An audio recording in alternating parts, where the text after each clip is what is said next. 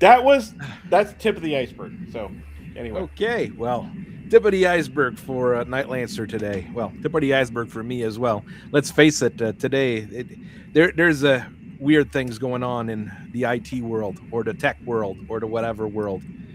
So welcome in everybody that's coming in. We're gonna let people slowly roll in. I mean, hopefully get a few people in.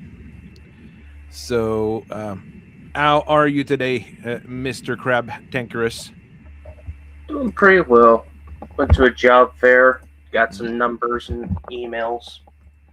That is a good news. That is good news. Scattershot them resumes. Something will stick eventually. Oh, hopefully something will stick. It's one of those situation. To be honest, Mm-hmm.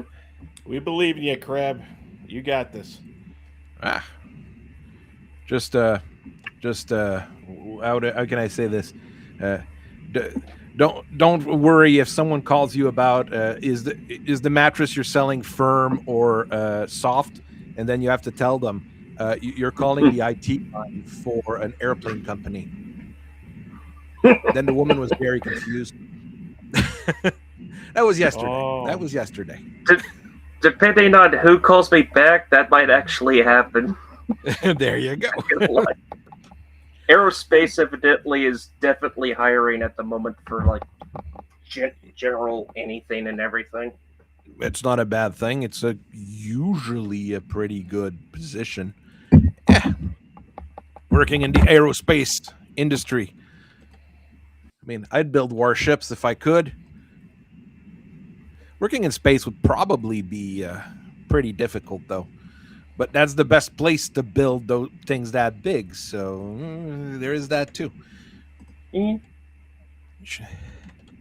Uh, I am mapping a little bit, taking some abandoned planets and de-abandoning them in the Fifth Succession War. it's real estate. Free real estate. In some you get cases, yes. recolonized. You get recolonized. Everyone's get recolonized. Well, a lot of those worlds probably, have the token population, unless they were completely nuked during whichever war, which is unfortunately always a possibility as well. Mm-hmm. But a lot of those worlds probably have a token population. You can impose your will on them. And I'm messing around. I'm thinking of the idea of the clans being very mean to the Draconis Combine right now in that particular timeline. Just to be, really mean to them. Grab all the people that, really don't want to be under clan rule. The insurgents, the really bad people, general low level criminals, all that stuff. You all grab all of them in all that big chunk of gray space here, and you all dump them on Wolcott every couple of weeks, every couple of days. Just dump all of them on Wolcott. You wanted to keep the planet, fine, but we'll use it as our uh, remigration policy. Yeah, but those are Lyran citizens. There's no difference for us. We're just dumping them there. See what the Drax would do with it. And The hot guy that really hates the Drax. Would you like to go shoot them instead? I've moved some of the borders also for the Combine, repossessing a few abandoned worlds.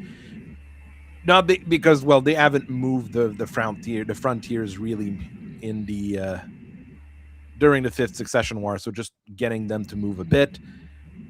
Repossessed a few worlds as well for the Free Worlds League and the Capellans, just to show that more than just Operation Guerrero happened, basically. Even though it kind of doesn't, the Capellans don't retake everything they retake in Guerrero, but they retake more than I had on the original map. Now there's still things I'm messing with. I'm trying to find like what planets would be capitals for the clans in the inner sphere, but that's things we're working on, things we're working towards. So writing bios for a few characters here and there as well. wrote James Teng yesterday, trying to write Van Creveld, the two commanders during Operation Guerrero for the Capellans in the Free Worlds League. I'll have to mess with the people in the front reaches that don't exist, because there's still stuff that happens in the front reach or around that region at the time. So I'm gonna have to play with that. A lot of little things going on. Still messing with that particular concept. Waiting for people to want to jump in, help out, talk about it. I mean, I've got all sorts of things going on. So that's a whole lot of fun. It's not like there's a whole lot of news in terms of Battletech recently, unless you guys heard anything. Because No. I mean, we do know that the new version of the rulebook is coming. It's coming. They said that it's at the printer. That's a magical world to say that it's somewhere in China and we might get it by the end of the year. I don't know what that's going to look like, and I don't know what rules they really decided to incorporate.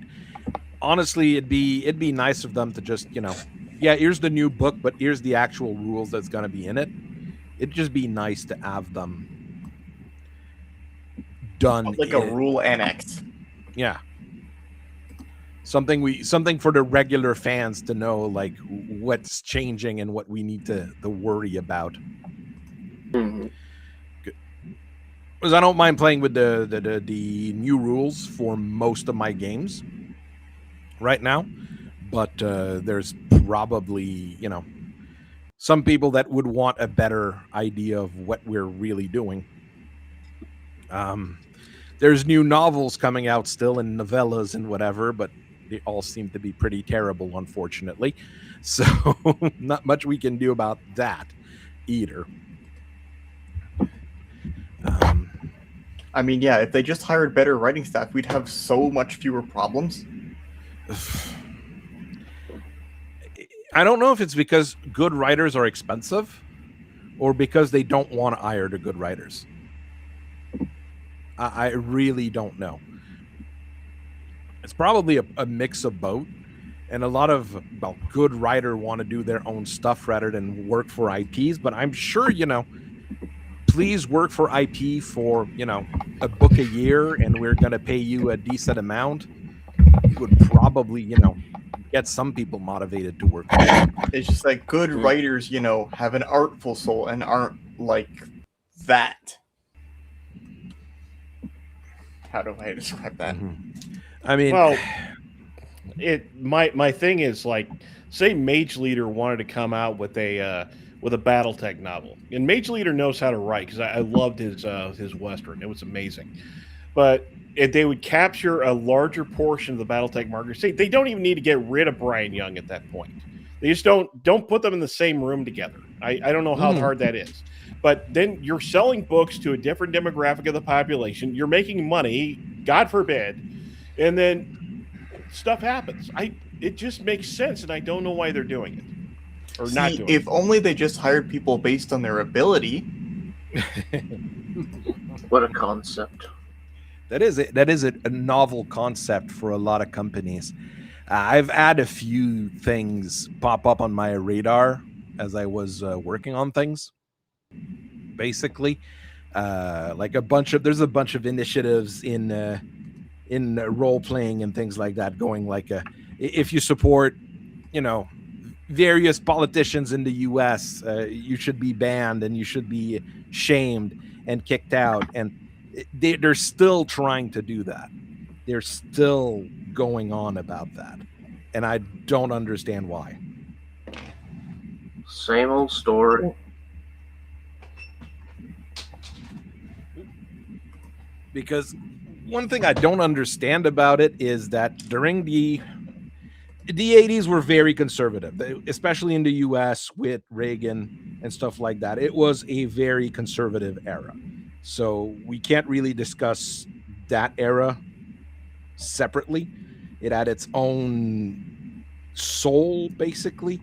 G.I. Joe really exemplifies that particular era and how it was managed. Mm. But like the 90s were a lot more balanced. You had people on all the sides working for all the companies, and things were going pretty well for most of those companies in the 90s.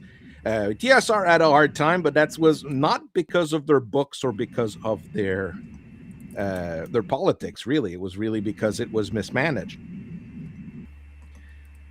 Brahms FASA ad were all based on their lawsuits. That's the biggest thing that killed them, is having to always have money put down to lawyers to try to keep lawsuits from coming. I mean, Stackpole's always been a lefty, but his older stuff is a lot better than his current stuff. And Pardo was always a conservative, you know. Yeah. I don't care what a person's politics is if they put out good stuff. I'll get it. Mm-hmm. It's like I don't, but at the same time, don't force feed it down my throat and don't make your books all about the certain political ideology. If you can't acknowledge that people who disagree with you might be good people, I don't want to listen to you. Yep, that's Yeah. That's why I have a hard time with the Blue Dawn books and things like that. I just can't do those books. They're still too political for me. I maintain that you can have a character in a work of fiction have any kind of political position as long as what they're saying comes from their mouth and not the author. Too many of these writers, they want their politics from the author speaking to the reader instead of, being in the story. That is probably the problem.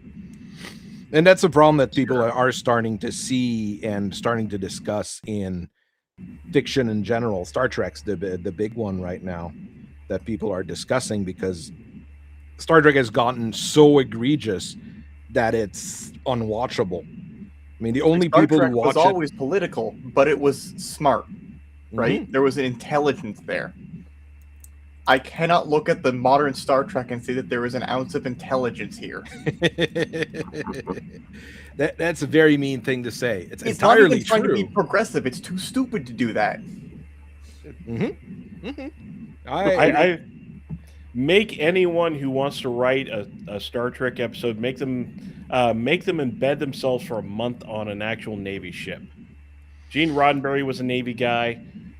He patterned Star Trek after that, and I think that's something they got away from. That's what a lot of writers have gotten away from to begin with. We had discussed it on another stream here. There's just no life experience for writers anymore. Most of those writers have not lived through anything. I mean, I can't say I lived through much. I mean, I didn't serve in the military. I didn't do a whole lot of things. But I mean... Easy screening. We're going to take them to Wattpad, and we're going to go through all of the fanfics on there. And if they like anything there, blacklist them.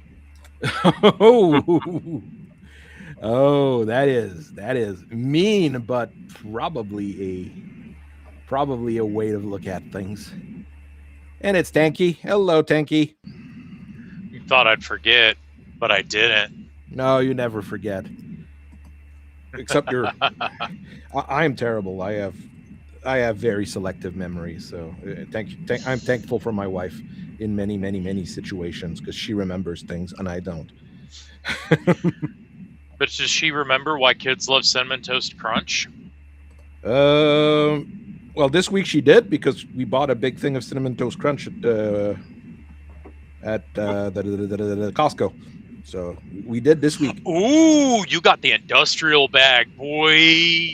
It's basically a double box for time and a quarter or something like that price. So it really is worth it.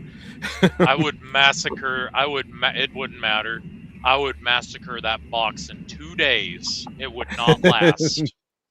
You probably should make it last, because that's a lot of sugar. And that's probably why the kids love Cinnamon Toast Crunch.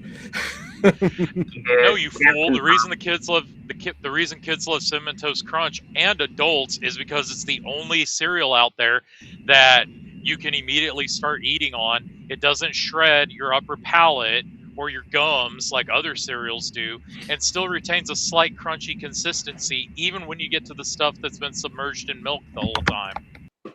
Someone has long and profound thoughts on Cinnamon Toast Crunch here. I know what I'm about, man. That's what we come to this stream about. Talking about pop culture and Cinnamon Toast Crunch. What can I say? It's the taste you can see. I mean, there's bound to still be good writers out there. It's just that a lot of them are probably not getting jobs or not getting jobs that they should be getting. I mean, at some point, things will change. Maybe. We'll see. That's literally it. And I mean, the novels are a problem, but the source books are just as bad. So that is an issue on top of it. I mean, the Rassel Egg, the Dominions Divided was a terrible book. So when Oh yeah. So when Ill Clan's Eyes Only came out, I was already like worried about what was going to happen, and that book was even worse because rather than it's supposed to be a military brief, it sounded like a history lesson, and we kind of know why because the authors writing it don't have a military background. They all have, you know, cultural media study background and such. It's called media literacy. Maybe learn it. They still act in a way that outside the military would get you smacked. You say You what? can't court-martial me. I'm a civilian. Oh, well, let me just say. You can't court-martial. You would be surprised. You would be surprised. Here's your draft papers. Now you're back. Now we court-martial. Mr. Civilian Man, we are going to conscript you. Congratulations. You're now in the military. And yes, now you are being court-martialed. Congratulations. Yeah. I'm too meta to be court-martialed. 6'9", yellow. 6'7". 6'7". What? Kill me. Well, that one I've never understood. All the kids, well, no, my older kids don't do it. My daughter does it, and just to annoy my older kids. So I don't still don't understand. We're still trying to figure out what Ohio even means, and now they're hitting us with 6'7". It's like, you kids. Look, What culture is is moving Ohio? too fast. It's a place So in the U.S. I heard. A place. Is it? So, a degree in media literacy makes you literate to a language no one understands. They're calling everything a dog whistle. Yes. The USS 6'7". Ohio was a main class pre-dreadnought battleship. Yup. So Ohio's part of Maine. Well, her sister. Well, her sister. If it's the one I'm thinking of, then yeah, it was her sister that got blown up in Havana, the start of the Spanish-American War. It was an inside job. Which we She were was. which She we was were discussing also about earlier. She was on the also channel. proposed. She was also one of the names that came up for the Montana class battleships. She's in World of Warships. She's got like 18-inch guns. It's stupid. And she's also the lead ship of a class of intercontinental ballistic missile carrying submarines, a boomer, Yep, as it I've were. seen that. So there we go. That's what Ohio is. I think most of those got converted sorts to of- use cruise missile subs. some of them did. They're still keeping some of the newer ones around as ballistics. But I miss the fact that we named a ballistic missile submarine the Kamehameha. Which is doubly funny. Yes, he is technically the last king of Hawaii, so good honor for him. But it's also Kamehameha. Like, there's a photo of the USS Kamehameha shooting a water slug out of one of its ballistic missile silos. That's where they have an empty silo and they shoot water out of it. It's magnificent. Mm-hmm. Hey, That's what you should name one of the railgun battleships after. we'll see when those happen. Nah. 2068. 2068. Okay, so 1,000 year before the clan wars. Look, You're if, we gonna can't get even, laser arm if the ship. Navy can't agree on a bloody corvette or frigate, I'm not holding my breath for a battleship. So what We've is got- the B-52, the Arleigh Burke, and the Los Angeles all going to be retired in the same year? Mhm. Oh, the Los Angeles, they'll be gone soon. But yeah, pretty much. I mean, B-52, that's forever. Oh yeah, they're gonna put warp cells on a freaking B-52 and still run that thing. I mean, by 3060, by 3090, the B-52 will be replaced by a new bomber in the AFFC. But for now, it is still it's still in use. We are closer Probably to replacing the Raptor before we're replacing the B-52. Yes, definitely. My money is on the Magistry of Canopus restarting the B-52 production line because Grandpa Buff's got to get some of that catgirl tail. Nice. A very sad statement, and still probably true. The Thorians are loading up their B-52s with nuclear warheads as we speak. All right, I'm doing it. Give me a sec. With intent of blowing up their own cities, because that's what Thorians do, right? Yeah.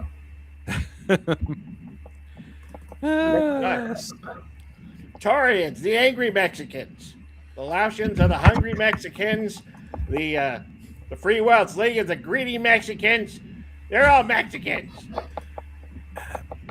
Grandpa, go calm down. Go. Shut up, you damn Mexican! Now you're sounding Someone like get the Cartman. Well, that's a pot calling the kettle racist. The weird thing I'm trying to do. Someone did a video essay on Star Trek, and was basically saying what each of the factions in Star Trek, or some of the factions in Star Trek, like how they operate, like what happens when change happens, and how they operate towards that change. Like the Romulans, when change happens, it's bureaucratic. They're going to go like, okay, change is happening. We're going to vote on it. Then we're going to discuss it. Then we're going to make sure that that the change is not going to affect more things. And they keep going down the line that way. The Federation just is a bureaucracy from the top down. They're like, okay, change happened. We're going to do a little thing, then another little thing, and another little thing. And they keep adding the little things up until, the system breaks and they have to go to war against the Dominion, as an example. So, and the Klingon, well, everything's based on honor. I'm trying to see if I could do the same in Battletech. Try to figure out like how each of the faction manages each other, basically, or works with each other towards change and these things. It's a little bit more difficult because it's a little bit wilder, a little bit, let's say, but I'm trying to think about it as we I was doing that today at work as well. Like the Free Worlds League's your bureaucratic empire, basically. Everything has to be voted on. There's a parliament, there's a congress, there's all the people always trying to send people to everything based on elections and things like that. So they disagree on a lot of things, but they all agree it should be Merrick's problem to solve it. Exactly.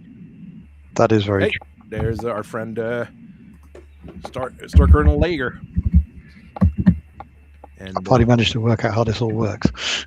Yeah, well, it's not easy to jump on a stream or go on stream the first few times. So, Well, being a politician in the Free Worlds League, you have the benefit of having your head of state also being your scapegoat perpetually. yes, that is the biggest advantage of of House Merrick. You could, but in the end, every election is going to be electing a Merrick. That is a weird thing. It's free and fair elections, dude. I don't know what you're complaining about. Well, It's just like the free and fair elections of Cuba and North Korea. Yeah, they just had one, didn't they? I believe North Korea had an election 2 years ago. Yeah. Kim Jong-un got elected handily and easily. Hail the glorious, victorious leader. I'm assuming he had a 99% voter turnout with a 99% voter agreement that he should be the leader continuing on. Normally, it's a little bit. Normally, it's a little bit lower than that. They go with something like 96, 95. That was like that Because with that's more Saddam believable. Hussein as well. Yeah, Of course, it's always that more was believable odd when it's not because- 100%. Yeah, especially since I the believe people if in you- prison don't get to vote. I believe the election that was held to elect him, I believe he won easily, handily by about 6-7%. There we go. That's a good selling Full place. circle. So because then again, who's his opponent? Because who would go against the glorious celestial leader? In all honesty, it's very controlled opposition, i.e., it's one guy that Kim knows is totally on the level, easily controllable, and I mean, well, dude, everyone in North Korea knows you got to vote for the glorious leader. They There you just go. they just let this guy run for the sole purpose of being able to tell the UN that, hey, we hold free and fair elections. Look, there's even an opposition party. We're free. You just go get your ballot and put it in the box. You don't even have to fill it. It's wonderful. Yeah, and it's just the sheer fact that the Kim dynasty is so benevolent and great and good that the people of North Korea keep electing this guy. That's all it is. That's all it is, UN inspector. That's all it is. So what you're telling me is that they live in a glorious managed democracy, where democracy is everything, and that you don't have to worry about who you're voting for because the right vote will be cast for the right candidate. It's a managed democracy. Managed democracy, yeah. The Soviet Union, surprisingly, you had to be a member of the party and all that stuff for the votes to really count. But it was a mess when they were doing whenever the glorious leader died. It was a mess when they had to elect the next one. There were infighting, political assassinations, and all that stuff. But there was an election in Soviet Russia.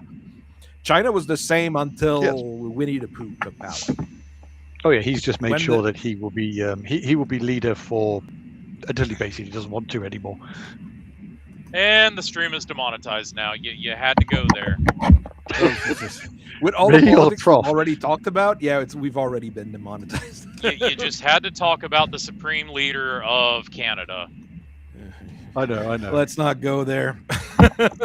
Then again, the prof is Quebecian, so as far as he's concerned, he doesn't recognise the leader of Canada anyway. I used to, but I'm starting to lean against it, which is really weird for me. I'll be very honest with everyone here. All right, quick quiz. Who is it then? What was the supreme leader Prince of Canada Harry or there. the leader of Quebec? Prince Harry. I had written a bullshit setting with World War III. It was an odd thing that went all the way to space age warfare and all that stuff here. But yes, Prince Harry had taken over Canada, and the U.S. had fallen into a civil war, and Canada invaded the U.S. with the help of the U.S. because the U.S. was losing the civil war against itself. So things got very weird, and then aliens invaded.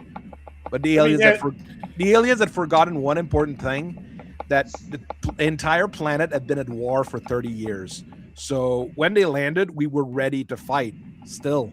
So that caused them some issues. I didn't hear no bell. So basically, they just Exactly. gave us Type shit. how to unite humanity. Give them someone we can all. Wasn't that like an alternative War of the Worlds? I think story had that where it's just like after World War II. Well, there was a World War II alternate universe someone wrote. I never remember the title. I read it and it was very special, let's say. But that got the same guy who wrote that alternate universe World War II, where the aliens invaded, like at the end of World War II, or right in the middle of World War II. He also wrote a story about like South Africans inventing time travel and going to support the Confederacy during the American Civil War. Is this a Harry Turtledove novel? Yes, Harry Sounds like a Turtledove. Yeah. Look, Civil War mentioned. It has to be Harry Turtledove. Yeah. Time travel I get it. Civil War, Confederacy and, or something. I thought it was a different story from. He's a nut. Was he the one who brought AK? Was it somebody went back in time and gave He the wrote Confederacy AK? wrote one about Robert E. Lee getting AK-47s, and then the Japanese end up bombing the Confederate fleet at Pearl Harbor, while the Union is trying to bomb Richmond with B-17s. Yeah, he's nuts. I love him. See, that's the kind of writers we need for Battletech. People who are absolutely insane because We it need actually people works. who are creative and can think outside of the box. Perfect. Now you could go Game of rewrite the Armored Jihad Combat. like that. I mean, actually, It would be quite good for rewriting the G. Look, all of these characters have to die at some point. Just figure it out. Yeah. the jihad was a thing. Hey, let's get into the topic I wanted to talk about. Yes, let's. I'm sorry, y'all. It's not you. You It's can everybody. certainly try. Please do. Let's stop being distracted by our something. Yes, let's talk about great mechs. Sarna always does their bad mechs articles. Mech Frog goes and says like why we like a particular mech because all mechs are good in some way, etc. Let's just talk about the mechs that are really damn good. All mechs are good in their own special way, especially after I add a plasma rifle to them. Yeah. That's why I don't Yeah. like the plasma rifle. It's too easy to slot in. It replaces the PPC. It renders the Intersphere ER PPC, the large laser, the ER large laser Intersphere, of course, the autocannon 10, and inarguably actually the LB 10 completely. Why would I ever take this when I could take plasma rifle? You do get a little bit more range on PPCs. You get more range on the LB10, but that's about it. And the plasma rifle is just better in every other way. So, but I do much more but instead of crit seeking vehicles to death, I just fry vehicles to death. Instead of scattering over the battle armor or the infantry platoon, I just cook the battle armor and infantry platoon. How about that? I shut down aerospace fighters. I mean, yeah, it's a lot better. which is why I don't like slotting plasma rifles on mechs personally. You'll notice if you listen to all my videos or most of my videos or some of my videos, you'll notice when I do my customs configs, I very rarely put plasma rifles on them because I don't feel good putting them on mechs. The plasma rifle is not a toy, and it should be used. It should be used the way it ought to be used in universe, i.e., this is an anti-vehicle weapon. The plasma cannon, the clan plasma cannon, works that way, which is, I think, better. Yeah. The clan plasma cannon is, if anything, a defensive weapon. Mm-hmm. You can't shoot me if you know you're going to overheat, and you kind of have to guess. And when there's infantry, when there's tanks, and everything else, they just, burn. Yeah. That's what you get for bringing infantry. Okay, I had the Night Star pulled up, but Argyle is bringing up the mech that everybody will agree all the time. Thunderbolt. T-Bolt. I mean, this is I don't understand why Tex hasn't done a 3-hour video on the Thunderbolt. Me neither. This This Why is would you the bother? Everyone already knows mercenary it's awesome. from the mercenary private to the mercenary general. This is the mech. really in a real universe. That is the heavy mech that would be built. I was About it, telling really. I was telling one of my new players. I picked up 2 new players on Sunday, but I was telling one of my new players Huzzah. that oh yeah, dude, I'm business is booming, man. It's going great. But I was telling her that if you want a robot that is going to keep fighting Monty Python Black Knight style, while yes, you can do that with the Black Knight, the Thunderbolt is the truest of the true. You get an awesome, a Black Knight, a Thunderbolt, and a Hunchback, and you have a lance that refuses to die. And it's still dangerous. I mean, that Yes. is a lance of 4 great mechs right there. I mean, Oh yeah. in the Thunderbolt, the only thing is the core Thunderbolt, your 5S, will run OTT. There's no question there. Large laser, 3 medium laser, even with 15 single heat sinks, you are gonna start feeling it, especially if you start shooting that SRM2 and that LRM15 on top of it. Well, I think the SRM2 is supposed to be like utility ammo. That's the best way of running a Thunderbolt. I mean, which weapon is superfluous on a Thunderbolt? The machine gun and the SRM2 is a bit superfluous. You could replace those with more heat sinks. You can't replace it with more armor because it already has all the armor. So we can't really do that, right? Yeah. And then once you get things like case and whatnot, you don't have to worry about the ammo explosions. It's a good target to just break easily because, like with an XL engine and things like that, they're good, but they're fragile. They're brittle. But there's not that many Thunderbolt with XL engines. Even the Royal Thunderbolt is built with Endo only. And with case, yeah. Endo and case and Artemis on the launch on the LRM and Streak SRM2 instead. Oh, and the large lasers replaced with an ERPPC. And the small pulse lasers for machine guns. That's a good change out. That's a good change out. This is a monster. There is very few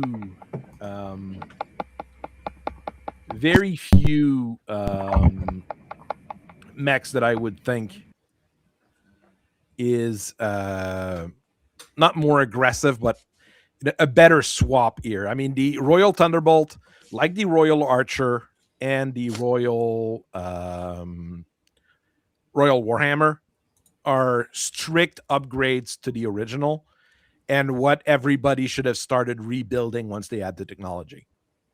The Thunderbolt is a 1999 Toyota Corolla for heavy mechs. Yes.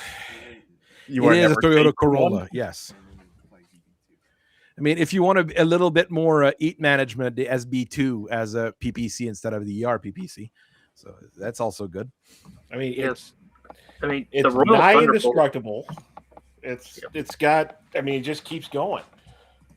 The Royal Thunderbolt remains basically clan exclusive till the end of the Jihad, in which then the Taurians finally started using it, and now them and Frank Regis are the only one that uses the base Royal The Taurians of all people get the Royal one. The thing is that's the kind of thing, once again, that Battletech is really weird about. Because like I said, I mean, once you get the technology, you just look at what the Royal Thunderbolt was in any video or anything, and you're like, yeah, we should make that. That's what we should make. Yeah, but everyone wants their special thing because we only make large lasers here. We only make PPCs here. I mean, stick a snub nose instead of the standard PPC or the ERPPC and play around with that. And I mean, there's very few things, but if I look around, there's really not that many Thunderbolts with XL engines. I don't even remember that. Is there one? Is there even one?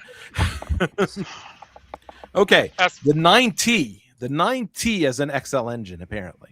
I mean, if I looked at the actual stats, I might find another one or two, but Or just use a light engine the moment that they're available. the light engine's already is a decent upgrade. It saves you a decent amount of weight. Because it's not like Thunderbolt's not quite a zombie mech, but it breaks gently. Mm-hmm. Bearded Coyote says, I own an 06 Corolla. It won't die. I've tried. That's the thing about get- Toyotas. And I own a Hilux, so I know about not dying. Oh, geez. You own the Based. indestructible truck. Based. I envy you, sir. Yeah. I envy you. Want, Faced. can't have, sad. I know, because you live in the US and Ford went, we don't want this car to be sold in this country, our company. I know, It's right? the equivalent of I, a step pony. That's another thing I told my new player is that this is the type of mech that if we were playing a RPG campaign back in the Star League and we just kept going generationally, this is the mech that your great grandchild is going to inherit. And by the way, it's probably at one point going to have remains of your great grandfather in there somewhere. Yeah. Because all you do is just hose out the meat and get back in there and keep rolling. I have to Well, you gotta change patch the the hole. cockpit if the Ed goes off. I counted 5 total XL Remember- engine variants. That's not a whole lot, really. Remember, Shenny, 2 Secession Wars. Hell, I did that with a longbow once. It was hilarious. God. A lot of those advanced Royal Thunderbolts are listed at Forgotten T-Bolt, the Wolf's Dragoon, Tud as an XL engine for whatever reason. I mean, the thing is, a lot of those, it's probably a case where a lot of people bring in the Thunderbolt to the shop and say, like, yeah, that's what I want. Turn my Thunderbolt into that. And you're like, changing the entire skeleton to endo steel is going to be expensive. And they look at you and like, it's a Thunderbolt. It's been paid off 300 years ago. But again, it's that thing because once you put an XL engine into anything, it does make it slightly more weaker. It's Yeah, gonna you break don't want to quicker. stick an XL engine in a Thunderbolt. It's not worth it. But I mean, it even as, like, in terms of design quirks, it has rugged too, ubiquitous, so it's easy to repair, and you won't have to repair it often, but that's really only good in campaign. But it has multi-track, which reduces your penalty for shooting at multiple targets. So it even has a good quirk, an actual good quirk for gameplay. And my son's saying, like, look at the 1C. Well, the 1C is your, I mean, we started the campaign in the Age of War rather than we started the campaign in the Succession War or the Star League. So you could even have a Thunderbolt at that time. It's, You're never safe from a Thunderbolt. I mean, There's always it's a not the Thunderbolt first. somewhere. It's not the first heavy mech because the first heavy mech is the Orion, which I won't I thought it say was the is. Archer. Nope, the Orion's the first heavy mech. The original Orion dates from 2456, which is like 10 years after your Mackie, or about like 10 or 15 years after the Mackie. So it's your one of the first mechs ever built, and it's one of the first mech in terms of performance. It does what it's meant to do. The first Orions and stuff like that are not very good, though. The primitive Orions, not great. The original, the Star League era, not the Star League era, the Succession War era Orion is a thing. It is a thing. I wouldn't say this is a great mech. It is a mech. It is good, but it's not one of the great mechs of Battletech. The Archer I love, but I wouldn't say is a great mech either, because until you have modern technology in it, it overeats like crazy, so it's not that functional as a mech. I mean, 10 single eat sinks with 2 LRM-20s is not a good idea. And I know from experience, okay? I know from You can experience. either launch missiles or you can move and shoot lasers. Either or. Yeah. I am supposed to be in the back row. Yeah. Fine.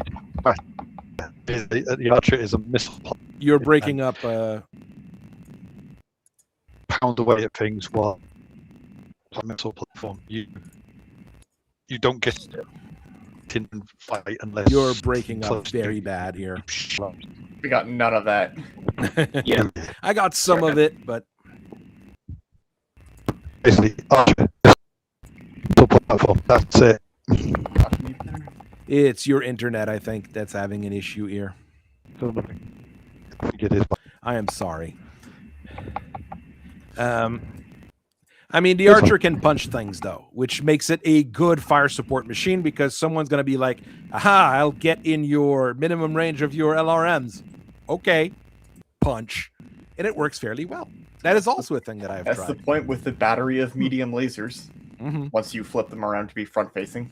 I mean, in MechWarrior 5, there's a reason why I say it's my mech, because in MechWarrior 5, I basically pilot an archer until I get, this guy. It is a bit expensive. It is a bit big. It has an XL engine. But can we at least also agree that the Night Star is a great mech? Absolutely. Oh yeah. We are talking about a pair of Gauss rifles, that always starts up things really well. It is based off the Marauder. Well, kinda, It has nothing to do with the Marauder. It's based on the Marauder, but it shares none of its DNA. Well, it has 2 big guns in the arms and 2 pulse lasers and 2 lasers in the arms. Kind of the same. It has the quirk. Is it not a crab? I mean, does it share more with the Crab? Not really, because it's not an all-energy weapon boat. It does have command mech, and good reputation 1, which is not super important. It has one of the best quirks in the game with variable range targeting. The ability to flip your short range for your long range when you have a pair of Gauss rifles is very, very funny. Is it my internet that's having issues? That is also a possibility.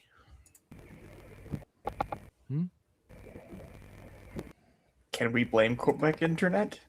No, I have gigabyte internet speed, so I don't think so. I do have a lot of computers connected to the internet, but there's at least maybe 2 computers running. But I hear most people fairly well. There's a few that are cutting up. There's a crab that has a ticking noise in the back. Yeah, sorry. So Oh, for once it's not me with weird background noise. Internet might not be very good tonight, fellas. So well, in Quebec, do your packets have to go in both English and French? I'm not gonna go there. But really, the Night Star, the base Night Star, is already really good, and the upgrade kits that they put for it, well, there's one with a pair of light Gauss instead of regular Gauss rifles. Okay, we'll ignore that one. So the other 2 are good. It's interesting. I've ran the 9 football club before. I've ran the 9 FC before, and it's definitely different. It goes fast, and it has LBX, which is very funny. Oh, that's which the 5.8 decent. version of it, isn't it? I mean, the 10D with the light Gauss is good because it also has Clan ER large and a Clan ER PPC. Oh, it's still So, it evens out. it's still 3.5, Mhm. and then runs. As I super was hot. saying, the 9FC is a really interesting little Night Star. It's faster on the ground. 2 LB10s that looks really anemic. Here's the kicker. If you're building by battle value like I do, it is cheaper than the other Night Stars. Yes. It is fairly Faster cheap. than the other Night Stars.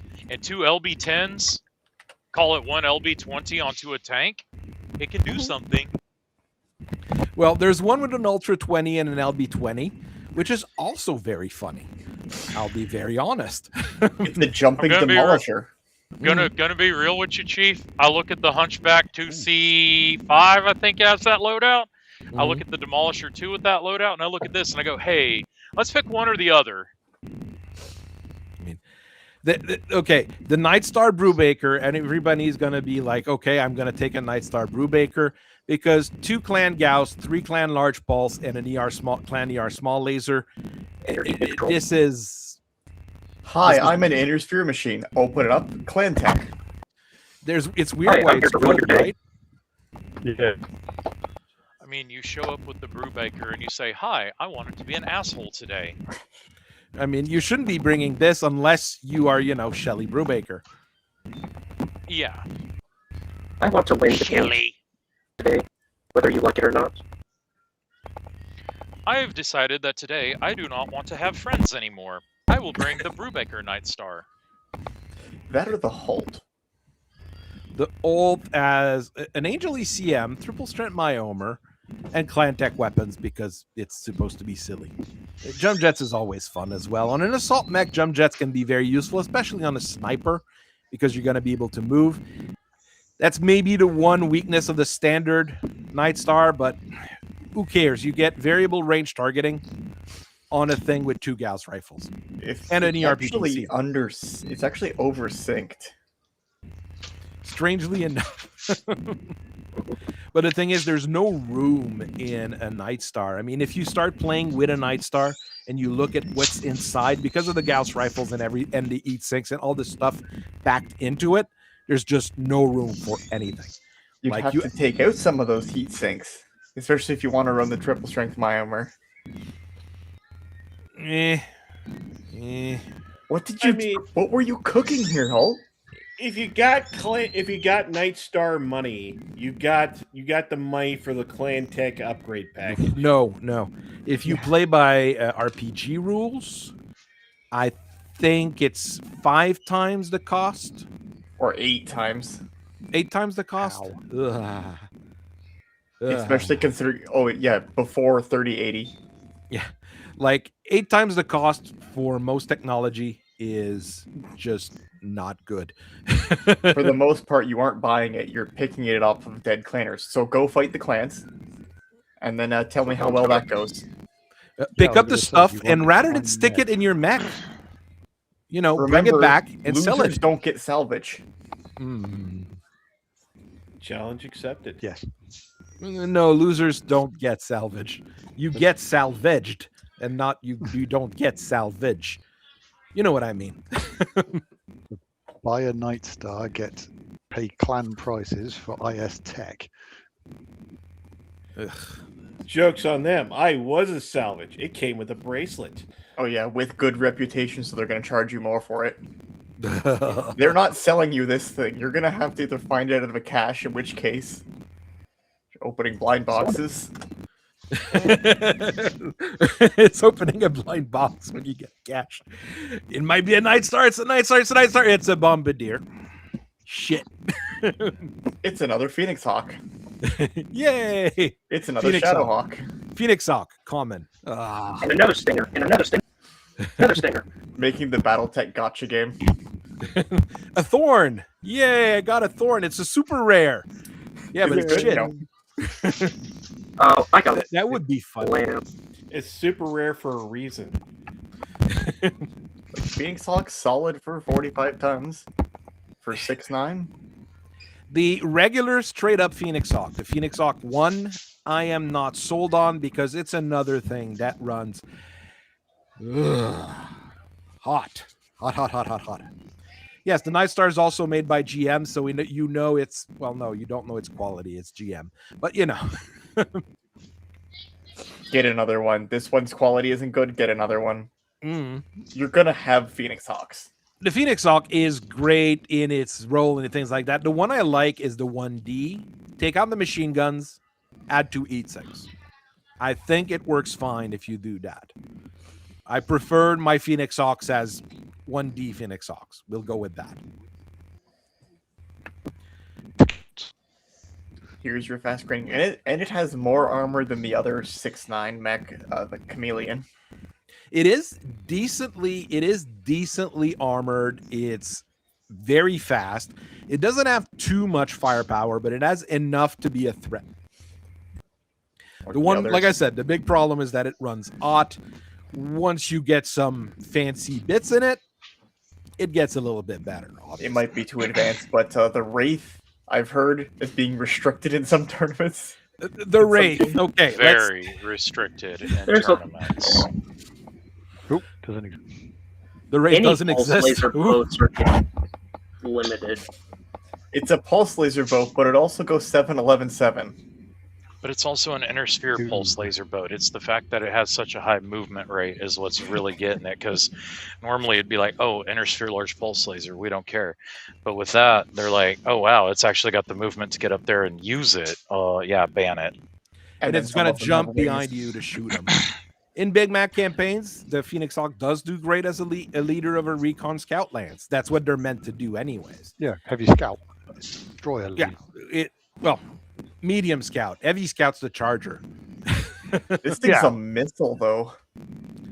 I mean, you're a 5.8 mech and your armor's been opened up. Zoom. You're a light mech and you're not 7-11-7. Zoom. The charger as it's its heavy locust. The rate is the heavy locust. That's a way to look at it. The base rate is rather fantastic. 7-11-7. Oh, it has an XL engine. Okay, doesn't. I don't care. It has decent armor. Very limited in crit slots because it's all taken up. But yeah, no and Pharaoh. Yeah, but oh well. A large pulse laser and 2 medium pulse lasers is going to cut people open. I mean, yes, it is the kind of thing that jumps behind you, shoots these things, kicks you, like Raphaelia is saying. It is a very, very, very nasty individual. And then, of course, the word of Blake gets their hand on it and decide to stick a C3I computer on. That's the other thing with the Wraith, I guess. Like, you really have to compromise it to get its alternative configurations because, all right, what do you drop? Drop the speed. Drop the speed and put a capacitor-powered snub-nose PPC. And, oh, well, you do get the speed out of a supercharger on this one. Yeah, this one's... Because they have partial wings, so they jump 8. Mm-hmm. It's still good. It's still very good. Okay, this one mounts X-pulse lasers. You are going to cook yourself to death with this thing, okay? You're just going to die of a heat stroke. Even with 13 double heat sinks, you're going to die. That's not a good idea. Dying. Don't jump and then alpha strike. In a heat wave. Just don't alpha strike. But you've done your job. You've done your job, yeah. I mean, large X-pulse is 14 heat per shot. 20, yeah, that's 26 heat total then? Yeah, when you got 13 doubles, so you can tank your lasers if you don't move. Yeah, if you start jumping, supercharging. Yeah, once you start jumping and then alpha striking, that's when you cook yourself. Yeah.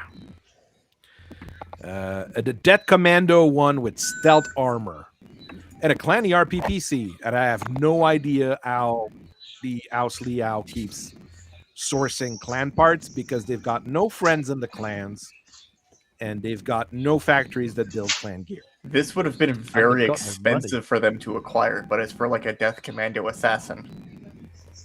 With an Angel ECM. Thank you. For stealth armor.